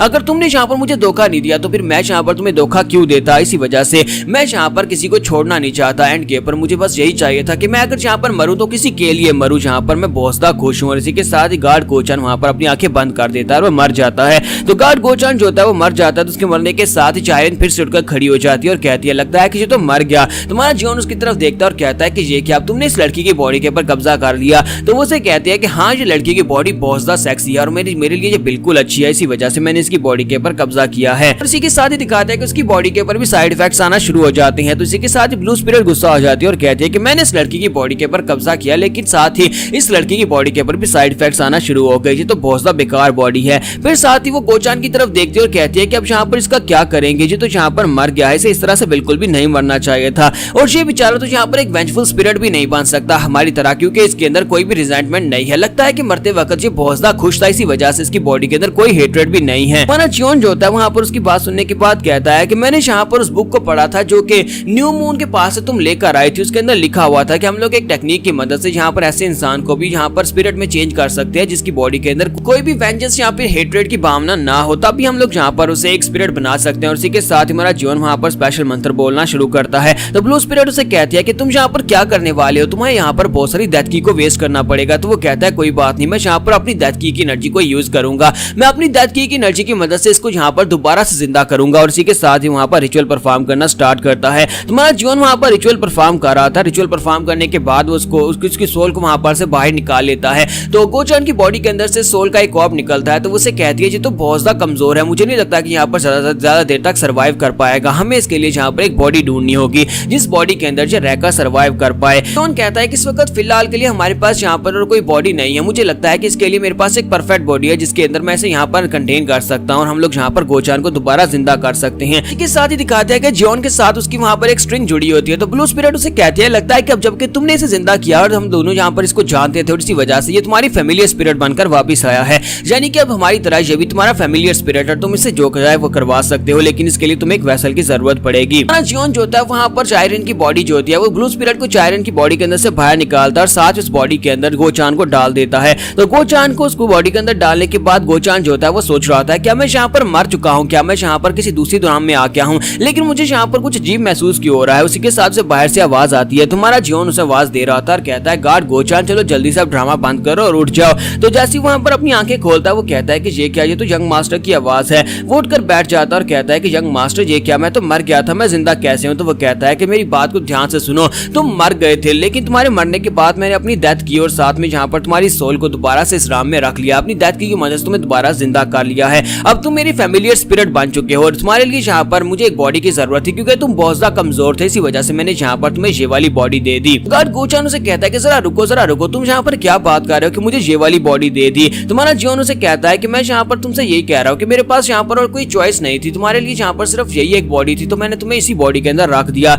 और इसी के साथ ही गोचान जो होता है अपनी बॉडी की तरफ देखता और कहता है कि ये क्या, तुमने यहाँ पर मेरे साथ क्या कर दिया। और इसी के साथ ही वो वहाँ पर जोर से चिल्लाता और कहता है कि ये क्या, तुमने मुझे एक लड़की बना दिया लेकिन मैं तो एक लड़का हूँ। तो अब हमारा गोचान जो है आज के बाद से यहाँ पर चायरन की बॉडी में रहेगा, तो मैं इसे यहाँ पर गोचान ही कहूंगा क्योंकि अब ये है तो गोचान ही। वो चिल्लाकर कहता है कि मुझे ये बिल्कुल भी एक्सेप्टेड नहीं है, प्लीज यहाँ पर मुझे वापस भेज दो, मैं मरना चाहता हूँ, मैं यहाँ पर इसकी बॉडी के अंदर कैसे रह सकता हूँ, प्लीज मास्टर यहाँ पर से मुझे वापस भेजो। तुम्हारा जीवन उसे कहता है कि मेरे पास यहाँ पर कोई रास्ता नहीं था, अगर तुम्हें यहाँ पर से निकलना है तो फिर इस बॉडी को मार डालो, इस लड़की के मरने के बाद यहाँ पर तुम आजाद हो जाओगे, तुम जहाँ पर जाना चाहे वहाँ पर जा सकते हो, इस लड़की को तो वैसे भी यहाँ पर मरना ही है। तो ये बात सुनने के बाद गोचान वहाँ पर सोच रहा था कि इसने जिस तरह से यहाँ पर कहा कि इस लड़की को मरना पड़ेगा, अगर इस लड़की को यहाँ पर मार डालते हैं तो इसका मतलब यह है कि फ्लाइंग स्वर्ड सेक्टर के जो लोग हैं वो मेरे पीछे पड़ जाएंगे, और अगर मैं यहाँ पर इस लड़की को नहीं मारता तो फिर मुझे यहाँ पर एक लड़की की बॉडी के अंदर रहना पड़ेगा, मैं यहाँ पर इस लड़की की बॉडी के अंदर कैसे रह सकता हूँ। अब किसी के साथ ही ब्लू स्पिरिट उसे कहते हैं कि लड़के तुम कुछ ज्यादा ही लकी हो जो तुम्हें यहाँ पर इतनी खूबसूरत बॉडी मिली है। तो ये बात सुनने के बाद गोचान साइड के ऊपर देखता और कहता है कि अब यहाँ पर कौन है। जैसे वो उसकी तरफ देखता है उसे बहुत ही डेडली फीलिंग आती है। तो वो कहता है कि मुझे लगा ही था कि यहाँ पर मास्टर के पास एक और मॉन्स्टर है, लेकिन मैं पहले से देख नहीं पा रहा था, लेकिन अब जबकि मैं खुद यहाँ पर एक स्पिरिट बन चुका हूँ तो मैं यहाँ पर इसे देख सकता हूँ, ये तो बहुत ज्यादा खतरनाक है। तो वो कहता है कि ये औरत यहाँ पर इतनी ज्यादा खतरनाक कैसे और इसकी बॉडी के अंदर से इतना पावरफुल हो रहा कैसे निकल रहा है। अगर मैं यहाँ पर एक गोस्ट नहीं होता और मैं यहाँ पर जिंदा इंसान होता और इसकी तरफ देखता तो मुझे तो लगता है कि मैं इसे देखकर ही मर जाता, क्योंकि अभी यहाँ पर मुझे ऐसा महसूस हो रहा है जैसे कि मैं यहाँ पर एक ब्लड के सी के अंदर बैठा हूँ, उस ब्लड के समंदर के अंदर बैठा हूँ जहाँ पर बहुत सारा ब्लड है। इस लड़के ने अपने पास यहाँ पर स्पिरिट को रखा हुआ है, इसका मतलब यह कि ये लड़का इसकी रियल स्ट्रेंथ जो है वो स्पिरिट से भी ज्यादा हो सकती है। इसकी रियल आइडेंटिटी क्या है, ये लड़का कौन है। और इसी के साथ ही ब्लू स्पिरिट उसे कह दिया कि मुझे तो यहाँ पर तुम्हें देखकर बहुत ज्यादा हैरानी हो रही है, तुम यहाँ पर मर गए थे और तुम्हारे मरने के बाद यहाँ पर उसने इतनी मेहनत करने के बाद तुम्हें जिंदा किया और तुम्हें यहाँ पर एक बॉडी मिली और तुम यहाँ पर ऊपर से अफसोस कर रहे हो, तुम यहाँ पर रो क्यों रहे हो। तो वो उसे कहता है कि मैं एक लड़का हूँ और अब मैं यहाँ पर एक लड़की की बॉडी के अंदर हूँ। तो इसी के साथ ब्लू स्पिरिट गुस्से के साथ उसे कहती है बकवास बंद करो, तुम यहाँ पर इस तरह से कैसे बात कर सकते हो जैसे कि तुम एक जिंदा इंसान हो, तुम मर चुके हो, तुम्हें यहाँ पर अब एक बॉडी के साथ फर्क नहीं पड़ना चाहिए कि तुम किसी लड़की की बॉडी के अंदर हो या फिर किसी लड़के की बॉडी के अंदर हो।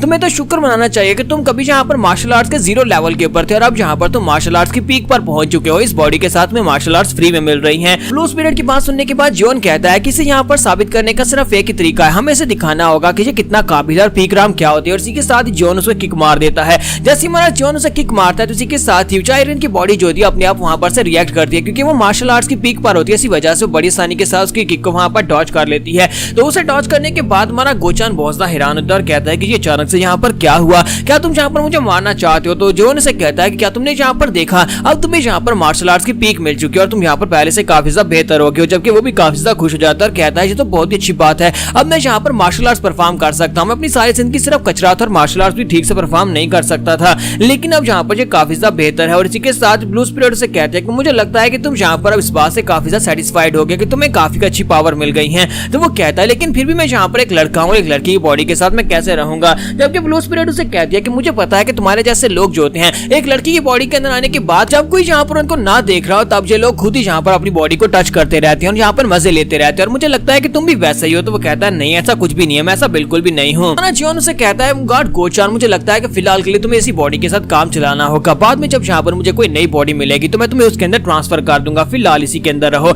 और तो वो उसे कहता है क्या तुम यहाँ पर मेरे साथ वादा करोगे। तो जियोन कहता है हाँ क्यों नहीं, मैं यहाँ पर तुम्हारे साथ वादा करूंगा। और इसी के साथ उनके दरवाजे के ऊपर नॉक होती है तो एक गार्ड वहां पर आता है और कहता है कि मेरा नाम बॉक होयून है और मैं इंदर मैनर की तरफ से आपसे मिलने के लिए आया हूँ। तो इसी के साथ ही वो उसके लिए दरवाजा खोलता है तो उसे कहता है कि मेरे पास यहाँ पर एक अच्छी न्यूज है जो मैं आपको देने के लिए आया हूँ। तो वो कहता है हाँ बताओ क्या अच्छी न्यूज है। तो इसी के साथ ही वो गार्ड उसे बताता है कि हमारे मैनर मास्टर उनको होश आ गई है और होश आने के बाद उन्होंने यहाँ पर अपने सभी यंग मास्टर्स को मिलने के लिए बुलाया है, उन सभी को यहाँ पर बुलाया गया है ताकि वो आकर उनसे मीटिंग कर सके। तो ये बात सुनने के बाद हमारा जियोन भी काफी हैरान होता है। और इसी के साथ ही शामन रिफ्लेक्शन को दिखाते हैं कि रिफ्लेक्शन जो होता है वो इनकी फैमिली के बाहर आकर खड़ा हो जाता है, यानी कि जहाँ पर मॉक फैमिली की हदूद स्टार्ट होती है वो उसके क्लिफ के ऊपर आकर खड़ा हो जाता है, वहाँ पर फैमिली की तरफ देख रहा होता है। उसके सामने वो पैलेस भी दिखाई देता है जहाँ पर न्यू मून खड़ी थी और जहाँ पर से हमारा जियोन जो था उसके साथ बात कर रहा था। तो वो कहता है कि यही वो पवेलियन है, मुझे लगता है कि ये कोई ऑर्डिनरी सा मैटर नहीं है क्योंकि अब जहाँ पर सब में ब्लू स्पिरिट इन्वॉल्व है। और इसी के साथ ही वो अपने गुटाओ को वहाँ पर आगे भेजता है और कहता है कि जाओ एरिया को स्कैन करके आओ, लेकिन वहाँ पर एक बहुत ही पावरफुल स्पिरिट बैरियर होता है। तो वो कहता है कि लगता है कि इसने यहाँ पर इससे अपनी टेरिटरी मार्क की हुई है, यानी कि उस स्पिरिट ने यहाँ पर एक टेरिटरी मार्क करके एक बैरियर लगा दिया है ताकि अगर कोई भी यहाँ पर एंटर हो तो उसे पता चल जाए कोई यहाँ पर उसकी टेरिटरी के अंदर एंटर हुआ है। मुझे लगा नहीं था कि मैं यहाँ पर इस तरह का बैरियर देख पाऊंगा और फाइनली मैं यहाँ पर इस तरह का बैरियर देख रहा हूँ। मुझे लगता है कि मुझे यहाँ पर कोई और तरीका यूज करना होगा अंदर जाने का, तभी मैं जाकर वहाँ पर देख सकता हूँ कि वाकई में ब्लू स्पिरिट वहाँ पर है या नहीं है। इसके साथ ही शामन रिफ्लेक्शन जो होता है वहाँ पर सारी चीजों को देख रहा होता है, वो पूरे घर को वहाँ पर एनालाइज कर रहा होता है। उसी के साथ वहाँ पर फर्स्ट यंग मास्टर दिखाई देता है जो कि बाहर वहाँ पर उल्टी कर रहा होता है। और फर्स्ट यंग मास्टर को भी क्यों वहाँ पर बुलाया गया होता है, मैनर मास्टर के होश में आने के बाद उसने अपने सभी बेटों को बुलाया होता है और उसकी मॉम भी उसके साथ ही होती है, वो लोग उसे अंदर लेकर जा रहे होते हैं। इस साथ ही हमारा जियोन भी वहाँ पर से बाहर निकलता है ताकि जाकर मैनर मास्टर से मिल सके। और जियोन सोच रहा होता है कि ये सिचुएशन काफी ज्यादा खतरनाक हो सकती है, मैं यहाँ पर इस सक्सेसफुल वार के अंदर बिल्कुल भी हिस्सा नहीं ले सकता। मैं तो यहाँ पर से छोड़कर जाने के बारे में सोच रहा था क्योंकि अब मेरे पास मार्शल आर्ट्स की ट्रेनिंग आ चुकी है और मुझे मॉक फैमिली से और कुछ भी नहीं चाहिए। मैंने तो ऐसा सोचा भी नहीं था कि मैनर मास्टर यहाँ पर इस वक्त इस समय उठ जाएंगे, इनको उनका यहाँ पर इस समय उठना बिल्कुल भी अच्छा नहीं है, वो यहाँ पर मुझे रोक सकते हैं। इसी वजह से मुझे यहाँ पर कुछ ना कुछ तो सोचना होगा। जबकि वो गार्ड उसे कहता है कि यंग मास्टर आप यहाँ पर क्या सोच रहे हैं, क्या आप यहाँ पर मैनर मास्टर से मिलने के लिए नहीं जाएंगे। उन्होंने पर्सनली यहाँ पर सभी मास्टर्स को बुलाया है, सभी यंग मास्टर्स को बुलाया है। तुम्हारा जियोन कहता है हाँ क्यों नहीं, हम लोग वहाँ पर जरूर जाएंगे। और इसी के साथ ही वो गोचान से कहता है कि चाइरिन मैं यहाँ पर तुम्हें छोड़कर जा रहा हूँ, तुम यहाँ पर सारी चीजों को टाइड अप कर देना जबकि मैं यहाँ पर मैनर मास्टर से मिलकर आता हूँ। तो वो उसे कहता है हाँ क्यों नहीं सर, मैं यहाँ पर सब कुछ कर दूंगा। और इसी के साथ ही ब्लू स्पिरिट भी उसके साथ वहाँ पर चली जाती है। तो ब्लू स्पिरिट के वहाँ पर चले जाने के बाद अब चाइरिन यानी कि हमारा गोचान जो होता है वहाँ पर अकेला होता है और कहता है यहाँ पर देखो तो सही, मुझे अपनी बॉडी को कवर करना पड़ेगा, मैं अपनी बॉडी को यहाँ पर से उठाकर ठिकाने लगाने लगा हूँ। फिर साथ ही वो कहता है कि मैं यहाँ पर अब इन चीजों का क्या करूँ, ये जो दो बड़ी बड़ी चीजें मेरे सामने हैं, मुझे लगता है कि ये काम के दौरान मेरे सामने आने वाले हैं और ऊपर से ये कपड़े कुछ ज्यादा ही हॉट हैं, मैं यहाँ पर इन कपड़ों में बिल्कुल भी नहीं रह सकता। अगर मुझे यहाँ पर रहना है, मुझे लड़की की बॉडी में रहना है तो फिर मुझे पहले अपने कपड़े चेंज करने होंगे। और इसी के साथ ही वो अपने आसपास देखता है कोई उसे देख तो नहीं रहा, फिर साथ ही वहाँ पर अपने कपड़े उतारना स्टार्ट करता है, साथ ही वहाँ पर डेविल स्माइल भी दे रहा होता है। तो जैसे वो अपने कपड़े उतार आता है इसी के साथ ही ब्लू स्पिरिट वहाँ पर दीवार के अंदर से निकलती है और कहती है कि मुझे पता था कि तुम भी बाकी ठरकियों की तरह एक ठरकी हो। माना गोचन जैसी वहाँ पर उसे देखता है एक जबरदस्त चीख मारता है और कहता है कि तुम यहाँ पर क्या कर रहे हो, जाओ यहाँ से। ब्लू स्पिरिट वहाँ पर हंसते हंसते बाहर चली जाती है। जैसे ब्लू स्पिरिट वापस आती है तो जियोन उसे कहता है कि तुम अचानक कहाँ पर चली गई थी। तो वो कहती है कि मैं एक बेवकूफ को बेवकूफी करते हुए देखने के लिए गई थी, उसने कहा था कि वो ऐसा नहीं है लेकिन असल में वो ऐसा ही है। इसी के साथ ही चलते चलते उन्हें सामने वहाँ पर फोर्थ जंग मास्टर दिखाई देता है। तो फोर्थ जंग मास्टर की हालत काफी ज्यादा खराब लग रही होती है क्योंकि वो काफी ज्यादा गुस्से में भी होता है। तो वो गुस्से के साथ उनकी तरफ आगे बढ़ता है। तो ब्लू स्पिरिट कहती है मुझे लगता है कि उस लड़के को पता चल गया कि तुमने उसे नकली कॉपी दिया, तुमने उसे गलत वर्ड्स बताए हैं। तो वो कहता है कि हाँ मुझे भी ऐसा ही लगता है। तो उसकी स्किन को तो देखो, उसकी स्किन पहले से काफी ज्यादा खराब हो चुकी है, यानी कि उसने यहाँ पर उस टेक्निक को मास्टर करने की कोशिश की होगी। लगता है कि वो यहाँ पर की डेविएशन को फेस करके आया। और इसी के साथ में जियोन उसे कहता है कि तुम्हें यहाँ पर दोबारा देखकर काफी ज्यादा अच्छा लग रहा है, 4 दिन हो गए तो क्या तुमने उस टेक्निक को मास्टर कर लिया। तो वो उसके सामने आता है और उसे कहता है कि जी तुम किस तरह से मेरे से बात कर रहे हो। फिर साथ ही उसे कहता है मुझे एक बात बताओ, मुझे तुमसे एक बात पूछनी है। वो जियोन से कहता है कि मैं यहाँ पर ये जानना चाहता हूँ क्या तुमने उस टेक्निक को सीखने की कोशिश की। तुम्हारा जियोन से कहता है कि तुम किस बारे में बात कर रहे हो। तो वो उसे कहता है कि जरा धीरे बोलो, कोई दूसरा इसको सुन ना ले। मैं यहाँ पर पर उस टेक्निक के बारे में बात कर रहा हूँ, सीक्रेट मैनुअल के अंदर लिखी हुई टेक्निक के बारे में। क्या तुमने उसे मास्टर करने की कोशिश की? ब्लू स्पिरिट इसी के साथ हंसना शुरू कर देती है और कहती है मुझे लगता है कि फर्स्ट जंग मास्टर इतना भी समझदार नहीं है, ये तो एक बेवकूफ निकला। इसे समझ ही नहीं आई कि वहाँ पर उस टेक्निक के अंदर फेरबदल की गई है। तुम्हारा जीवन उसे कहता है क्या उसके अंदर कोई प्रॉब्लम है? तो वो कहता है कि हाँ उसके अंदर एक प्रॉब्लम है। क्या तुम यहाँ पर मेरे कलर को नहीं देख पा रहे? क्या तुम्हें स्किन नहीं देख पा रहे? मेरी स्किन खराब हो गई है। मुझे लगता है ये कोई साइड इफेक्ट है। अगर तुमने यहाँ पर उसको प्रैक्टिस किया होगा तो फिर तुम्हारी स्किन खराब क्यों नहीं हुई? यहाँ पर हम लोग अपनी एपिसोड 04 का एंड करेंगे और नेक्स्ट एपिसोड में देखेंगे कि मैनर मास्टर इन लोगों से क्या बात करने वाले हैं।